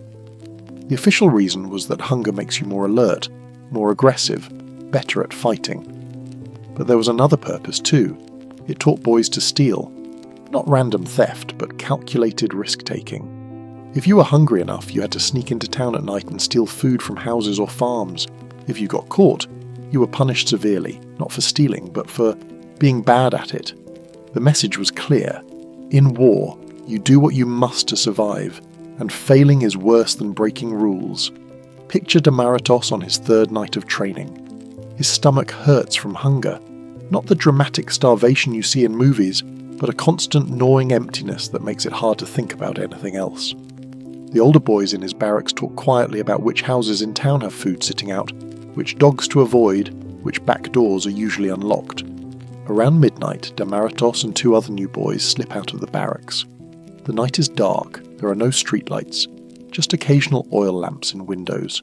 Every shadow looks dangerous. Every sound might be an adult about to catch them. They creep through narrow streets following the older boys' instructions.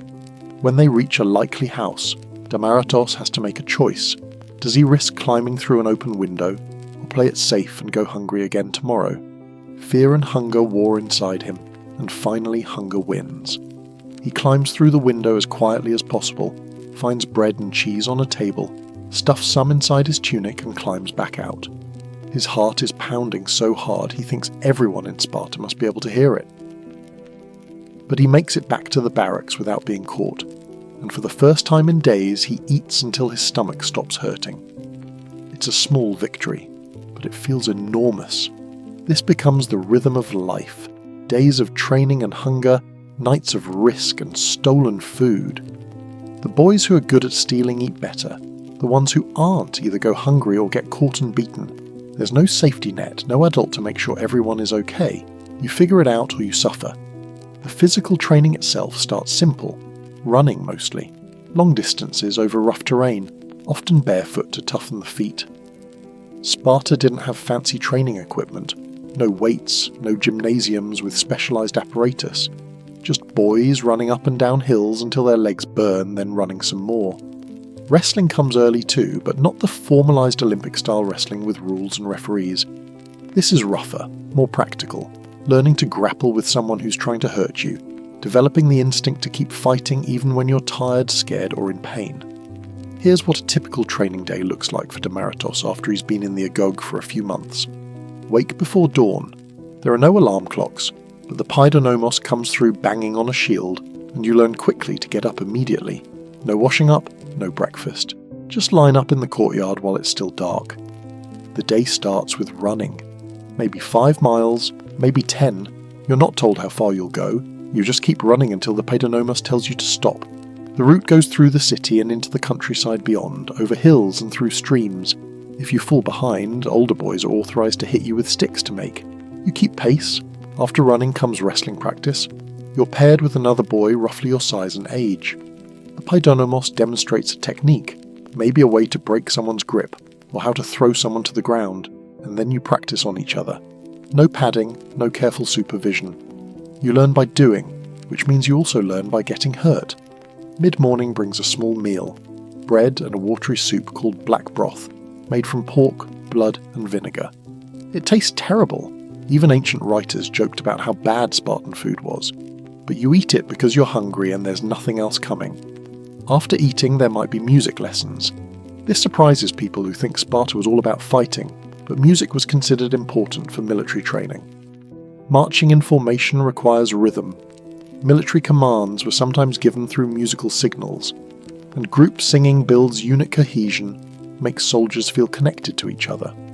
So Damaratos learns to sing traditional Spartan songs, mostly war songs about bravery, sacrifice, dying honourably for the state. He learns to play a simple flute-like instrument, not because Sparta valued art for its own sake, but because these skills served military purposes. Afternoons bring more physical training, but also lessons in enduring discomfort.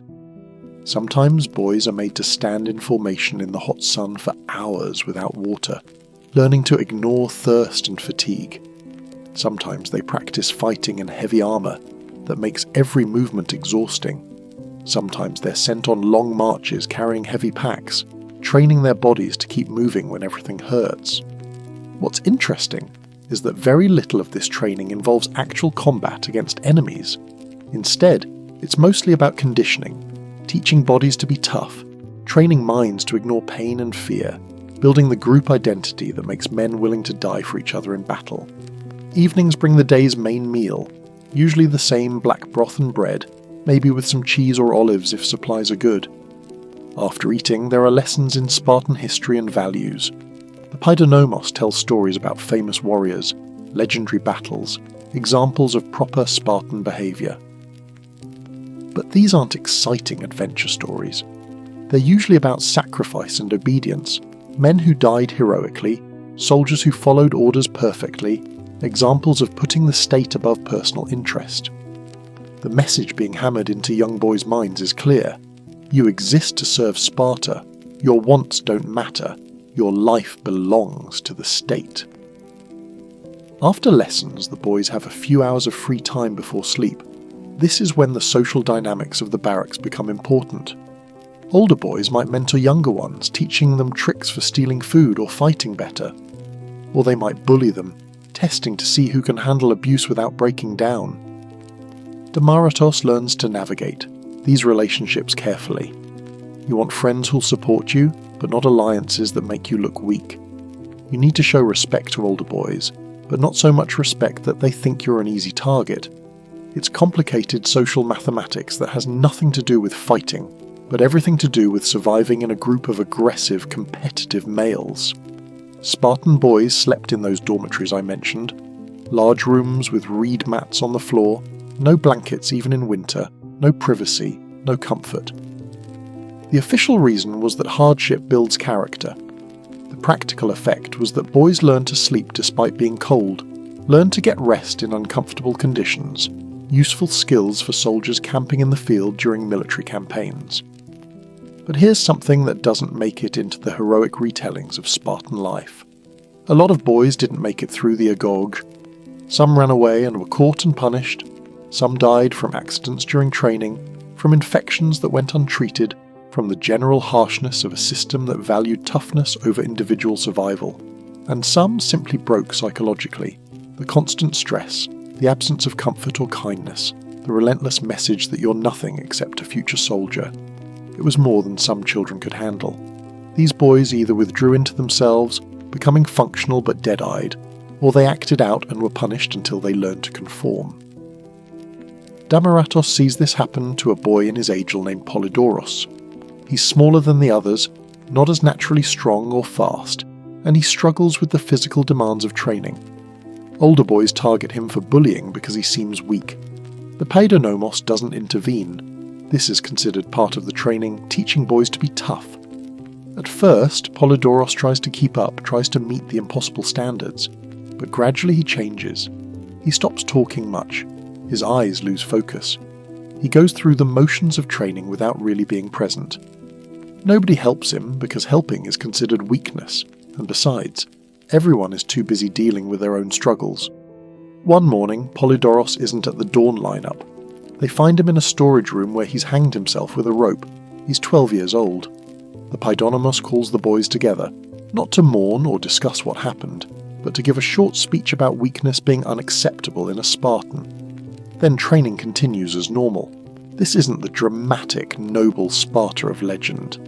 This is the real cost of a society built entirely around military efficiency. The boys who don't fit the mould, who aren't naturally aggressive enough, tough enough, cruel enough to thrive in this system. But let's return to Demaratos, who does survive, who learns to adapt to the Agog's demands. By the time he's 10, he's lean and tough, his body hardened by years of physical training.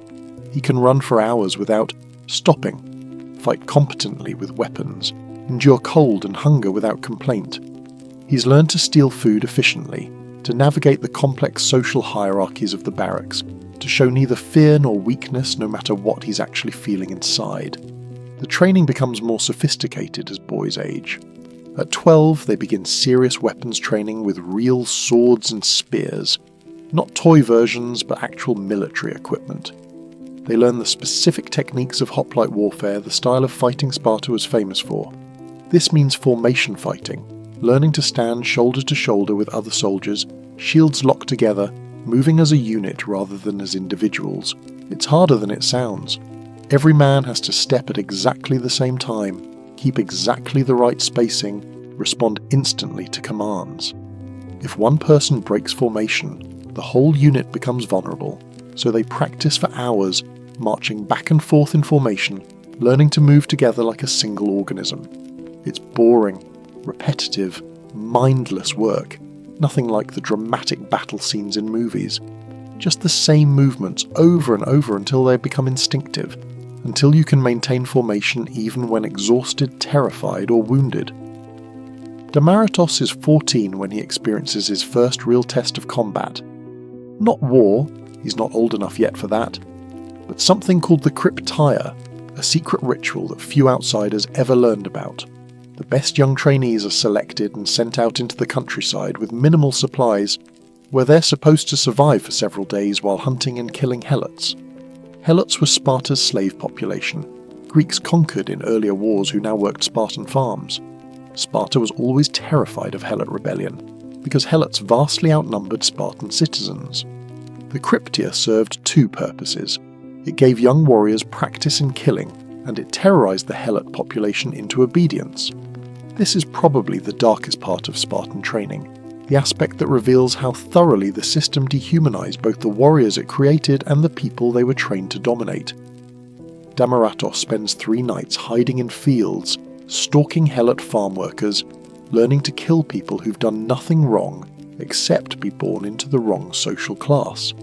He doesn't like it.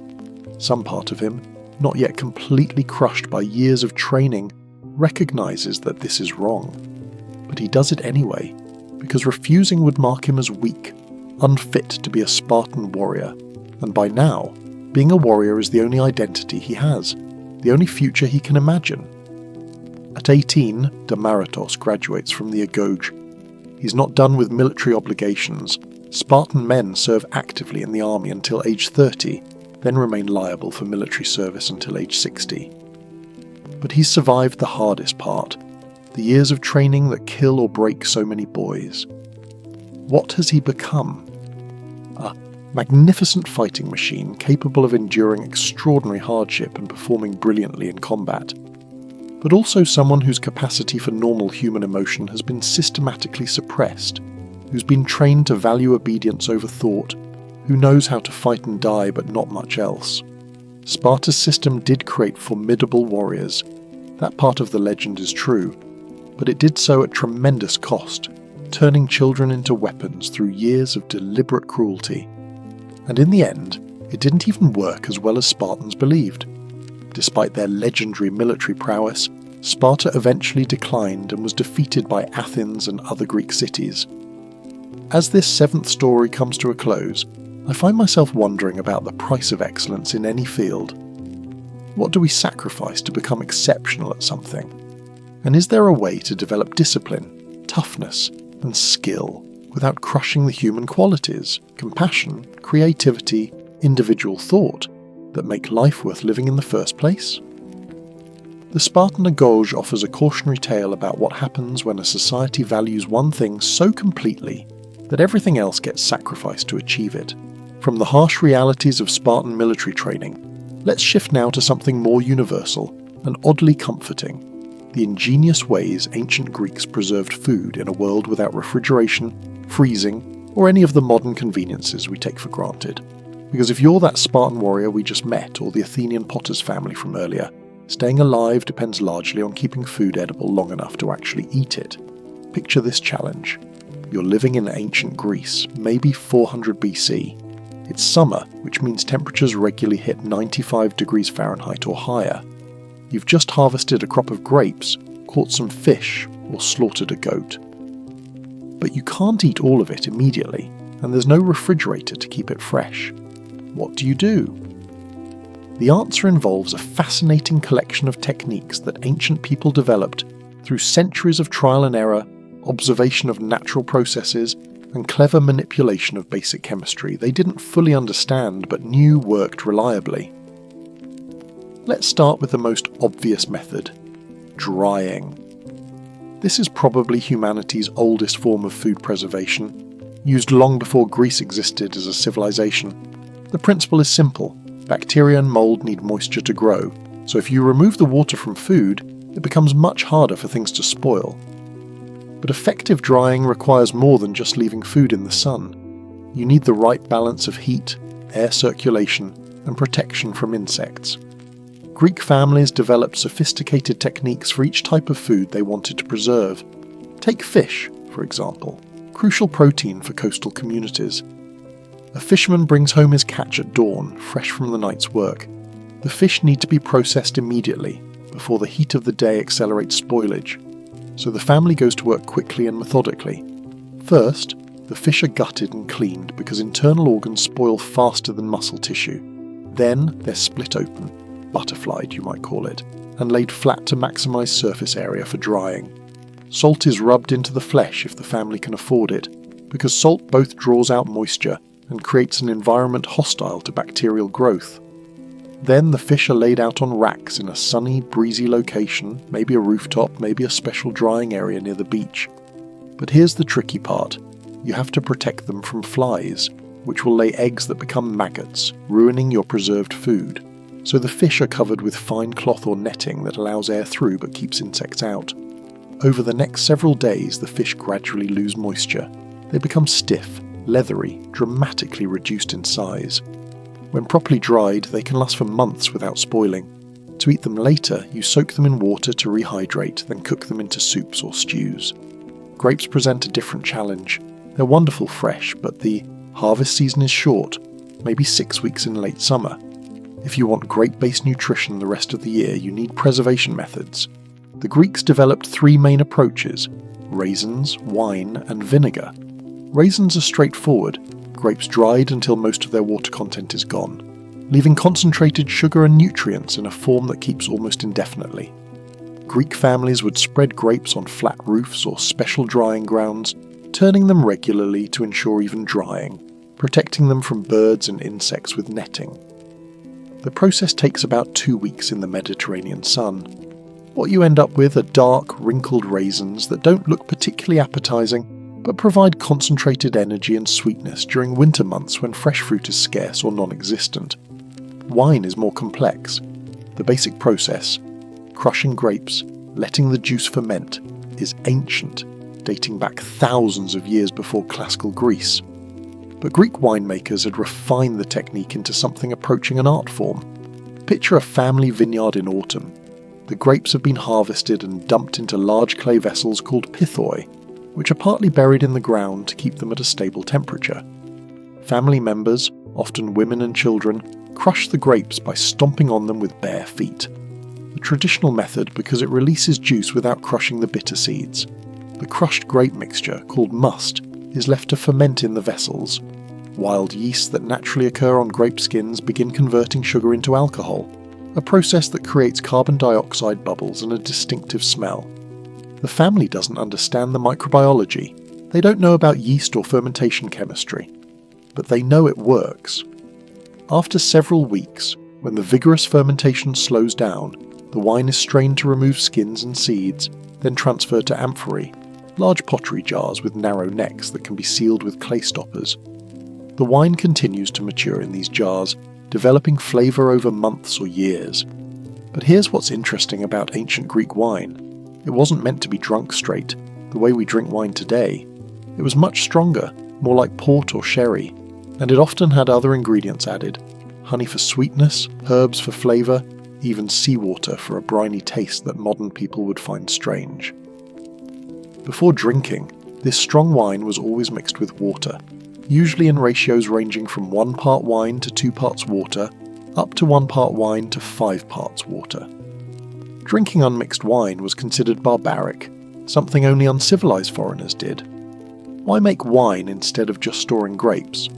Partly because wine keeps much longer than fresh grapes, years instead of weeks, but also because in a world where water sources weren't always clean, the alcohol in diluted wine helped kill harmful bacteria, making it safer to drink than plain water.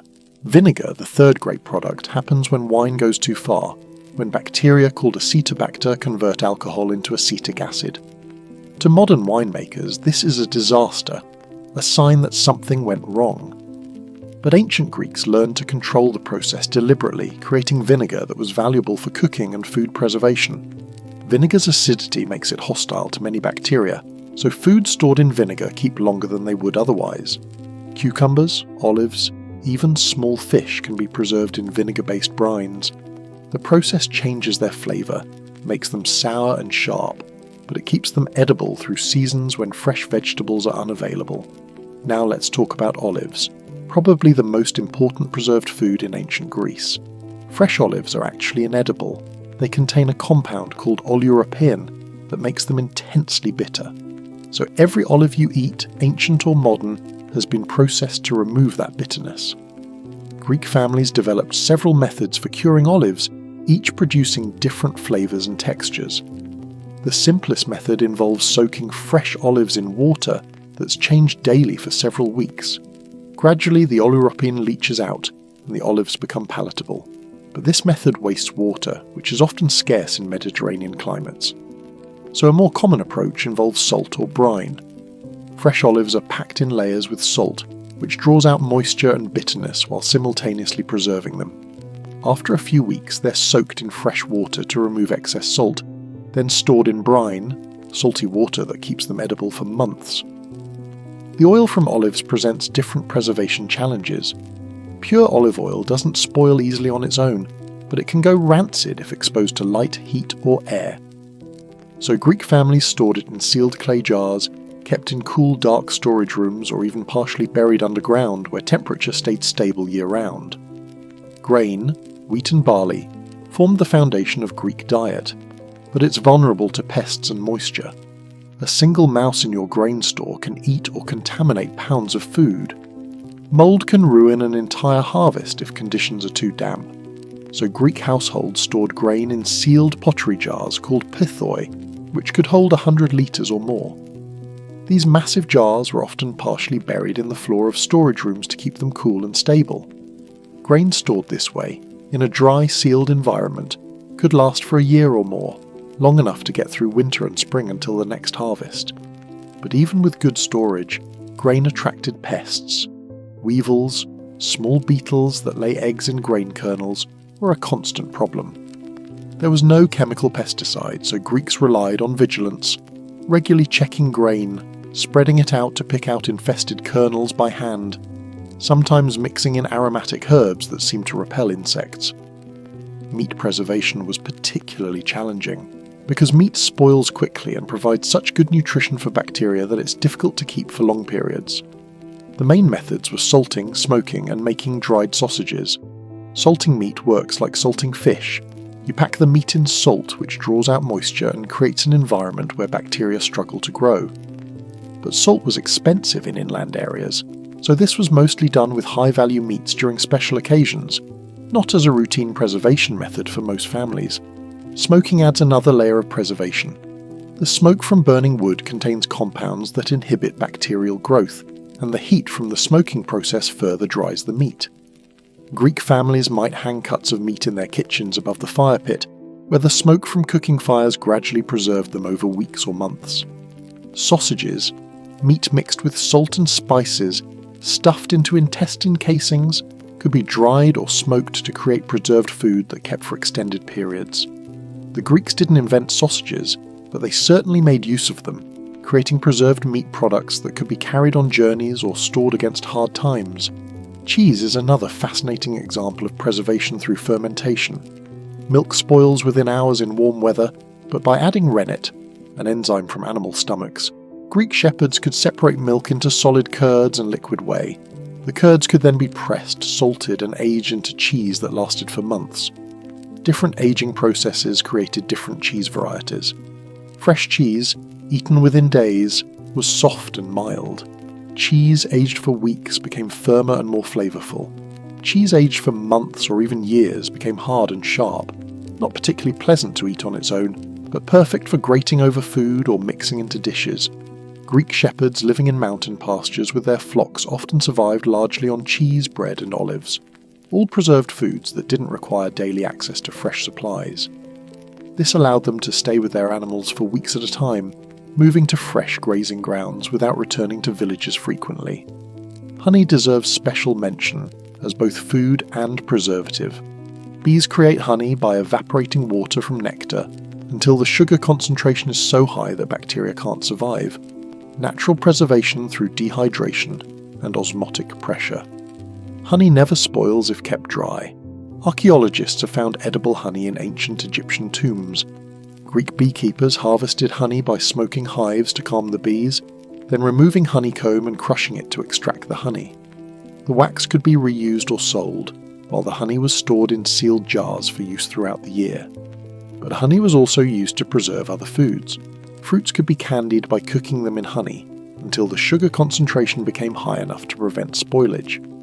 Even meat could be preserved in honey, though this was expensive and usually reserved for special occasions.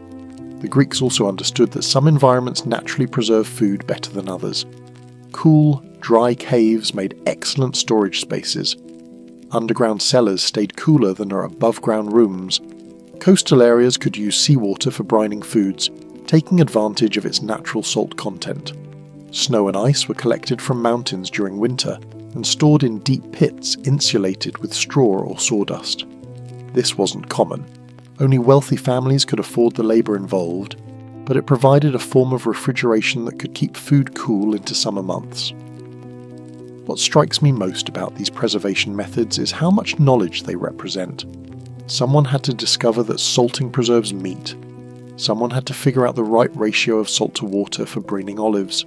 Someone had to learn through trial and error how long fish need to dry before they are preserved, but not so dried that they become inedible. This knowledge was passed down through generations, taught by parents to children, refined over centuries. It wasn't written in books, most Greeks couldn't read anyway. It lived in practice, in the hands and noses and taste buds of people who worked with food daily. And it was essential knowledge, because food preservation determined whether you ate or starved during lean seasons. A family that preserved their harvest well could survive winter and spring comfortably. A family that did it poorly might face hunger before new crops came in. Modern refrigeration has made us forget how much skill was once required just to keep food edible. We stick things in the fridge and trust that cold temperatures will handle preservation for us. But ancient Greeks had to actively process food, making decisions about which preservation method suited, which ingredient, monitoring stored food for signs of spoilage, constantly managing their supplies to balance preservation with consumption. As this 8th story comes to a close, I find myself thinking about the ingenuity hidden in ordinary life. Food preservation doesn't sound exciting. It's not philosophy or art or military glory, but it represents hundreds of generations of careful observation, experimentation, and accumulated wisdom.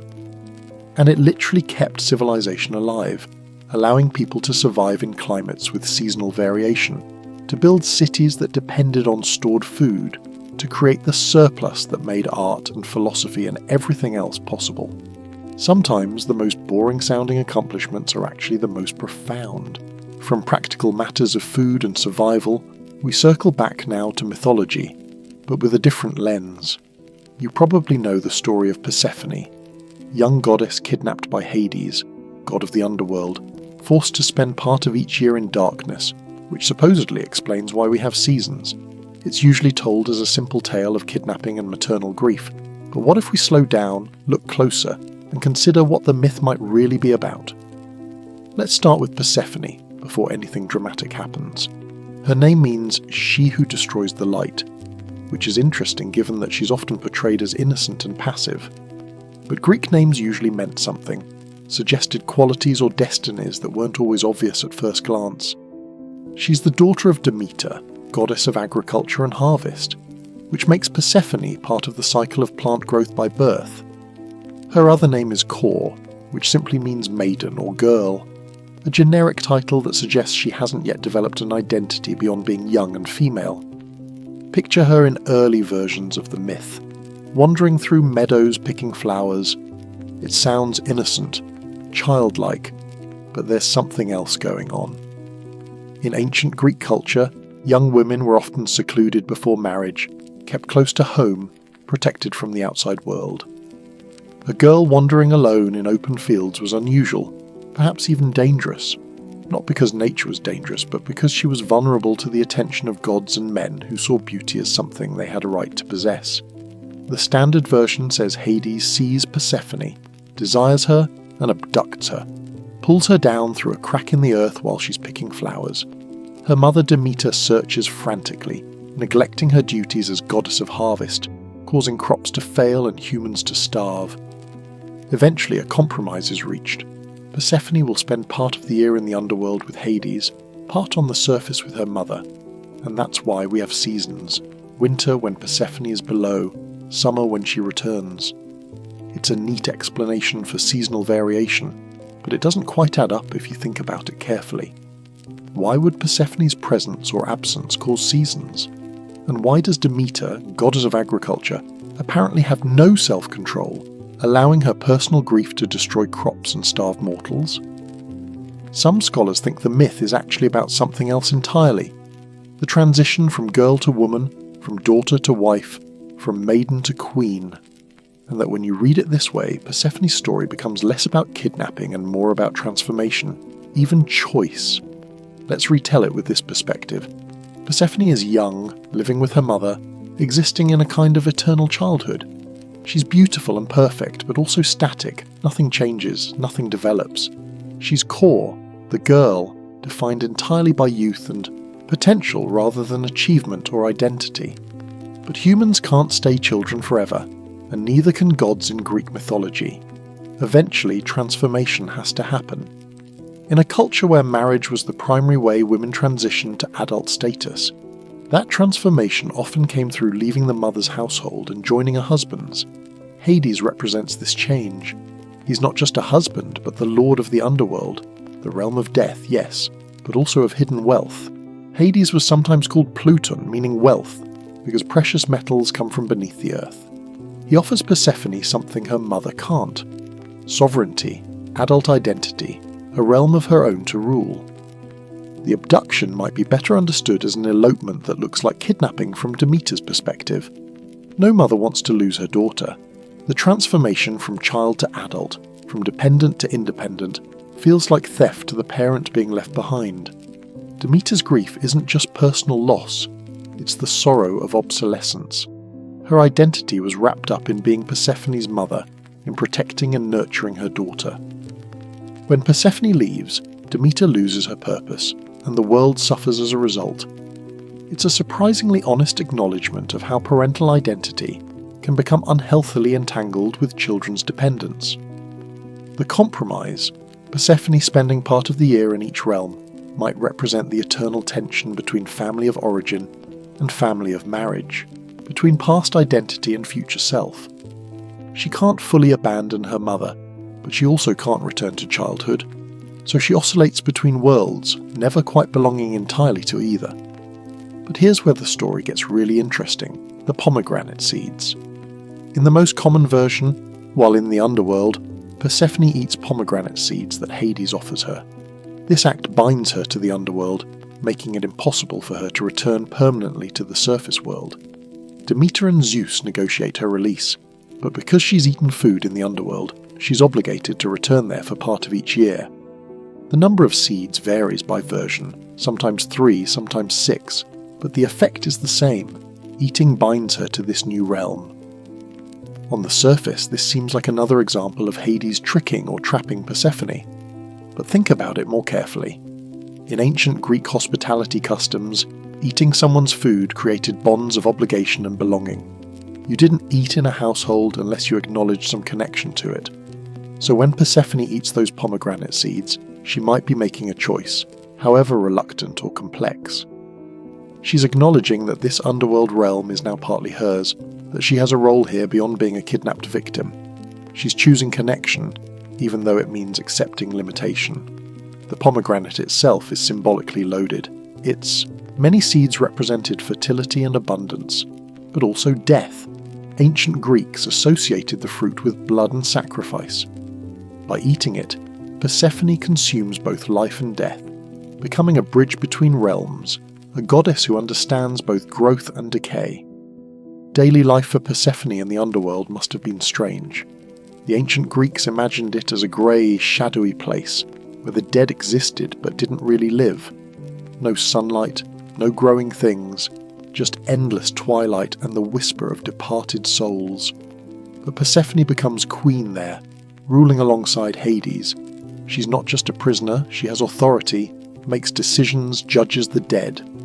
In some versions of the myth, she's actually fiercer than Hades, more willing to punish those who deserve it, less inclined toward mercy.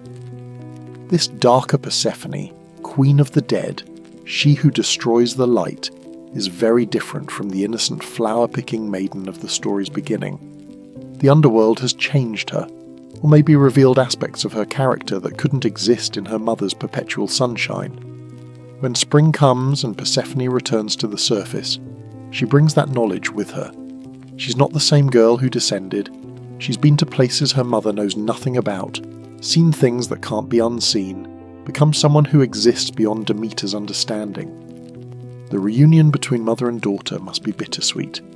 Demeter has her child back, but not really. The woman who returns is different from the girl who left. They love each other, but there's distance now, experiences they don't share, separate realms they each rule. And then, when autumn comes, Persephone returns to the Underworld. Not dragged, not in the versions where she's an established queen, but choosing to go back. Choosing her husband, her responsibility, her identity as ruler of the dead, even though it means leaving her mother again. This cyclical pattern, leaving and returning, descending and ascending, becomes eternal. Persephone never gets to settle entirely in one realm or the other. She's always in transition, always between identities, always negotiating the impossible balance between past and present, between who she was and who she's become. Modern readers sometimes interpret this as tragedy. Poor Persephone trapped forever, unable to choose completely. But maybe it's something else. Maybe it's acknowledging that transformation is never complete, that we're always carrying multiple identities, that being an adult means accepting complexity rather than seeking simple resolutions. Think about the daughters in your life, or your own experience of growing up. The transition from child to adult is rarely clean or complete. There are moments when you're entirely your independent self, making your own choices, inhabiting your own life. And there are moments when you're pulled back into family dynamics, when you become again the child your parents remember, when past identities reassert themselves. Persephone's story might be less about the changing seasons and more about this fundamental human experience, the impossibility of completely leaving childhood behind, the necessity of trying anyway, the eternal negotiation between dependence and independence. The Greeks told this myth for over 1,000 years, adapting it to different contexts, emphasizing different aspects. In some versions, Persephone is entirely victimized. In others, she's practically Hades' partner in crime, enthusiastically embracing her role as Queen of the Dead. The persistence of the story across centuries suggests it was scratching some deep psychological itch, addressing questions that every culture has to answer. How do children become adults? What's lost in that transformation? How do families negotiate change? What happens to relationships when people grow beyond their original roles? The religious cult centered on Persephone, the Eleusinian Mysteries, was one of the most important spiritual traditions in ancient Greece. For over 1,000 years, people from across the Mediterranean traveled to Eleusis to be initiated into mysteries that promised happiness in the afterlife. We don't know exactly what happened in those ceremonies. Initiates were sworn to secrecy on pain of death, but it clearly involved reenacting or experiencing Persephone's descent and return. Somehow, by identifying with her journey, ancient people found meaning, comfort, or transformation in their own lives. Maybe they learned what Persephone's story teaches, that death isn't the end, that descent can lead to unexpected sovereignty, that losing one identity makes space for another to emerge. Or maybe they simply learned to accept cyclical change, to understand that life moves in patterns of loss and return, descent and ascent, winter and spring. As this 9th story comes to a close, I find myself thinking about all the daughters who've left home, all the mothers who've grieved that departure, all the people who've discovered that transformation always costs something. Persephone chose her prison, or maybe she chose her kingdom, or maybe those are the same thing, a realm of her own, bought at the price of eternal return, sovereignty balanced with obligation. And perhaps that's not tragedy but simply truth, that every choice means accepting limitation, every transformation requires sacrifice, every kingdom has borders we can't permanently cross. From mythology's eternal cycles, we end tonight with something more concrete, literally. Broken pottery, garbage heaps, the physical debris that ancient people left behind. Because if you want to really understand the ancient world, You don't just read the myths and histories, you dig through their trash. Modern archaeology began in the 18th and 19th centuries with wealthy collectors looking for treasures, marble statues, gold jewellery, perfect painted vases to display in museums. But over time, archaeologists realised that the boring stuff tells more interesting stories than the masterpieces ever could. And nowhere is this more true than with pottery. Ancient Greeks made pottery constantly, for everything. Water storage, food storage, cooking, eating, drinking, transporting oil and wine, even voting. They scratched names on pottery shards when voting to exile someone, which is where we get the word ostracism. Every household used dozens of pottery vessels, which means every household constantly dealt with broken pottery. Because here's the thing about pottery, it's incredibly useful and relatively cheap to produce, but it's also fragile. Drop a pot and it shatters. Crack develops in a vessel and it leaks. Pottery doesn't last forever in daily use, which means ancient people went through a lot of it. So what did they do with broken pottery? They threw it away, and that garbage has become one of our best windows into ancient life. Picture Athens in 450 BC. A woman named Clace is preparing dinner in her courtyard kitchen. She's using a large pottery vessel to store water she carried from the public fountain earlier.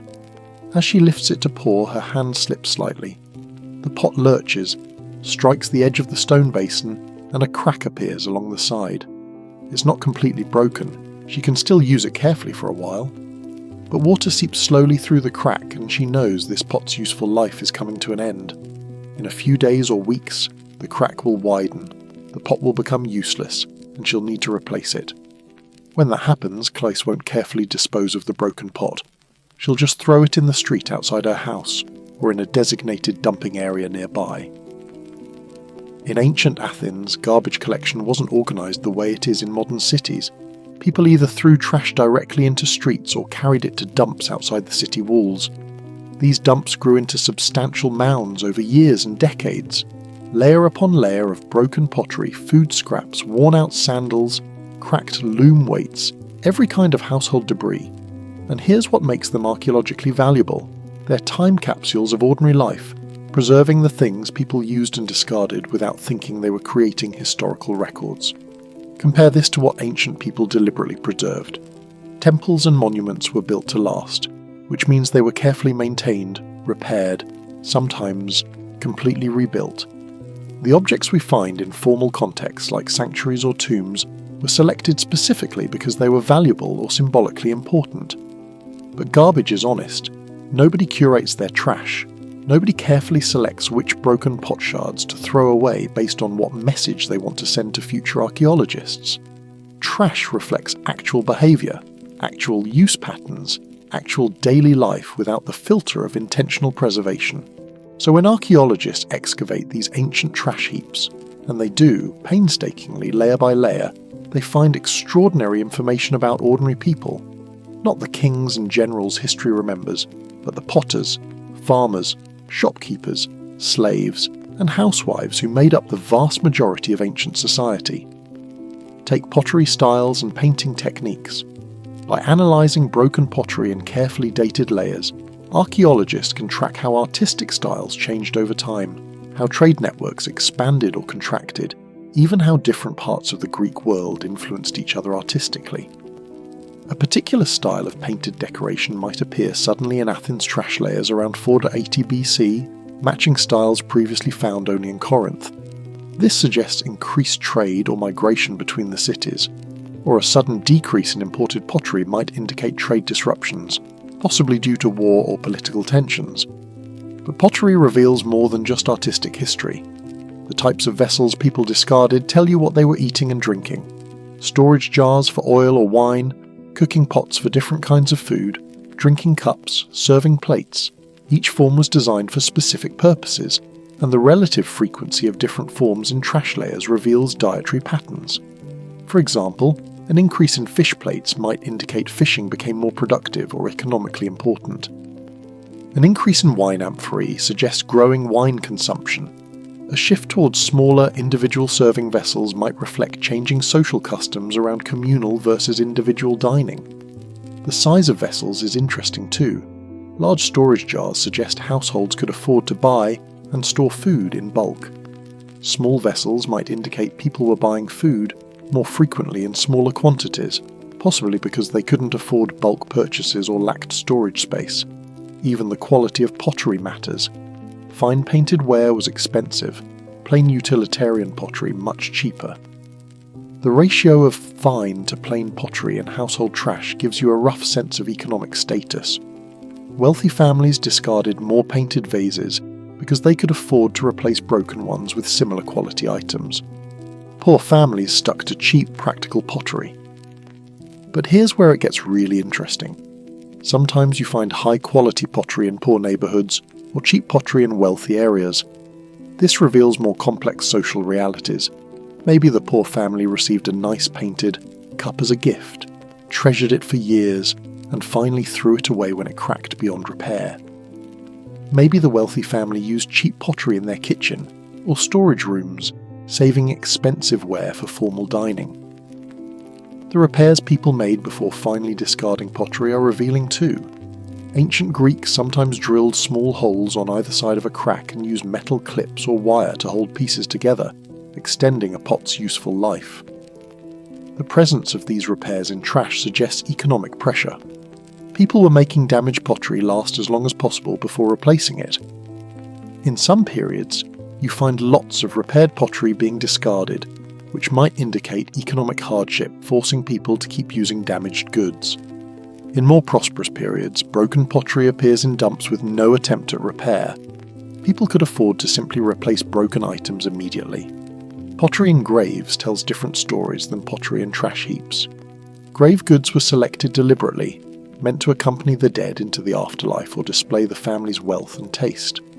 They're often in perfect condition, sometimes specially made for funerary purposes rather than everyday use. But trash pottery reveals what people actually used in life, not what they wanted to be remembered for in death. And sometimes the contrast is striking. Graves might contain elaborate painted scenes of heroic myths, while trash heaps are dominated by plain, practical vessels for storing lentils or carrying water. The geographic distribution of pottery types reveals ancient trade networks. Clay has distinctive chemical and mineral signatures depending on where it was sourced. By analysing the composition of pottery fragments, archaeologists can determine where pots were made, even when they're found hundreds of miles away. This reveals remarkable patterns of long-distance trade. Pottery made in Athens turns up in trash heaps in southern Italy, the Black Sea region, even Egypt. Similarly, pottery from these distant regions appears in Athenian dumps. The Greeks were trading extensively, moving both high-value art pottery and ordinary cargo vessels like oil amphorae across vast distances. But pottery also travelled as packaging. Ancient trade in olive oil, wine, or fish sauce meant shipping these products in ceramic amphorae that were essentially disposable containers. After the valuable contents were consumed, the amphorae were often just discarded, ancient equivalent of throwing away a cardboard box. These humble shipping containers tell you what commodities were moving where. A sudden appearance of wine amphorae from Rhodes in Athenian trash might indicate new trade relationships. A decrease in grain amphorae from Egypt could signal disrupted supply lines or political tensions. Cooking pottery is particularly informative because it shows actual food preparation practices. Pots used for cooking over open fires develop distinctive soot patterns and residue buildup. By analysing these residues, archaeologists can sometimes identify what foods were prepared in specific vessels. This reveals culinary practices that historical texts rarely mention. Ancient writers might describe fancy banquet menus, but they don't usually tell you what ordinary people cooked for everyday meals. Pottery residue analysis fills that gap, showing that Greek families regularly cooked lentils, barley porridge, vegetables in olive oil, the humble staples that sustained daily life. Children's toys occasionally appear in trash heaps too. Small pottery figurines, broken dolls, miniature vessels used for play. These weren't valuable enough to preserve carefully, but their presence reminds us that Greek cities were full of children playing, learning, growing up surrounded by the same kinds of simple toys kids have always enjoyed. Sometimes you find touching personal objects. A pottery oil lamp with someone's name scratched on it. A broken figurine that was clearly handled and treasured before finally being discarded.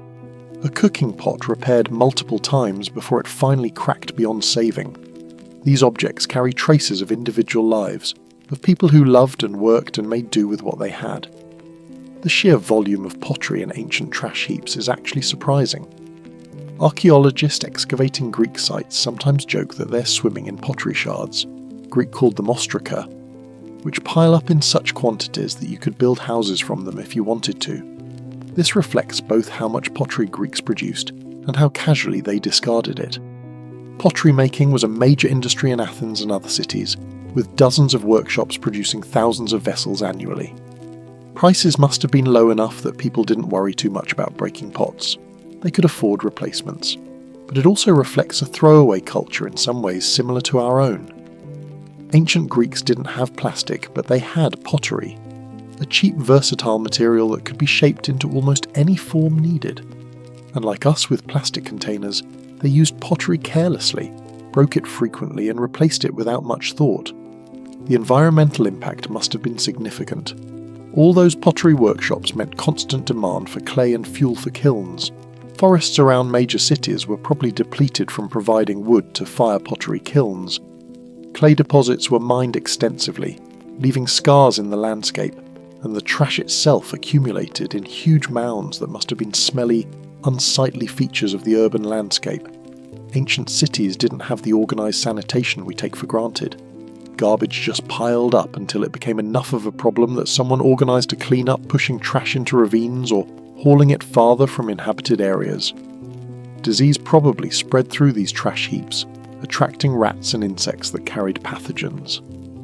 Life expectancy in ancient cities was lower than in the countryside, partly because of sanitation problems, crowding and disease transmission, all connected to basic issues like what to do with garbage.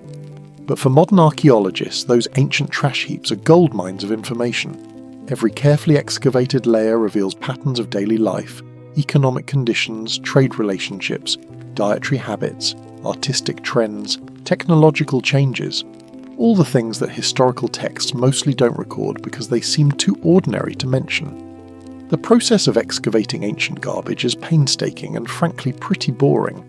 Archaeologists don't just dig carelessly through trash, they remove it layer by careful layer, mapping the exact three-dimensional position of every significant find, screening dirt to catch small fragments, photographing everything extensively. A single small test pit in a trash heap might take weeks to excavate properly. And what do you get for all that work?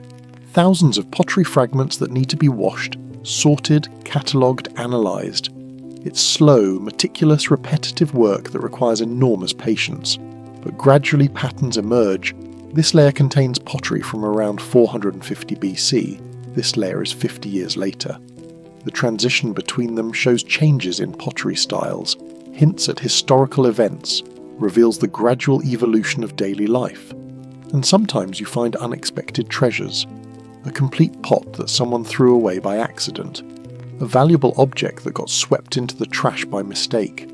An inscribed pottery shard with a name or message that provides personal connection to ancient individuals. Most archaeology isn't discovering King Tut's tomb or digging up the Parthenon. It's excavating trash heaps, analysing pottery fragments, measuring the dimensions of humble storage jars, building databases of ceramic types, work that sounds almost absurdly boring but gradually reconstructs the texture of ancient daily life in ways no amount of reading historical texts could accomplish. As this final story ends, as we come to the close of our long, slow journey through ancient Greece, I find myself thinking about what we choose to remember and what we discard. The Greeks built temples that still stand 2,500 years later, wrote philosophy that we still study, created art that fills our museums, but they also threw away garbage without thinking anyone would care. Yet it's often that garbage, the broken pots, the discarded trash, the physical debris of ordinary life, that tells the most honest stories. Not the myths they told about gods and heroes, not the monuments they built to impress posterity, but the simple evidence of daily existence. They ate, they worked, they used pottery vessels and broke them and threw them away and bought new ones, and somehow in that utterly mundane pattern of use and disposal and replacement, we find connection across millennia. because we too use things and break them and throw them away, and somewhere far in the future, maybe archaeologists will dig through our trash and reconstruct our lives from the things we discarded without thought.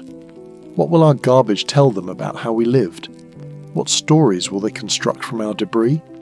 For now, the night has grown late. We've walked slowly through ancient marble halls and olive groves, through myths and daily routines, through heroic legends and humble trash heaps. And perhaps, if I've done this right, you've found some calm in these ancient stories, some peace in these long-ago lives, some distance from whatever concerns pulled at you before we began. So rest now. Let these stories fade like morning dreams. Tomorrow brings its own challenges, but tonight belongs to quiet history, to forgotten runners and unknown potters, to fragments of poetry and piles of broken pottery, to all the ordinary, beautiful, boring details that make up human life across the centuries. Sleep well.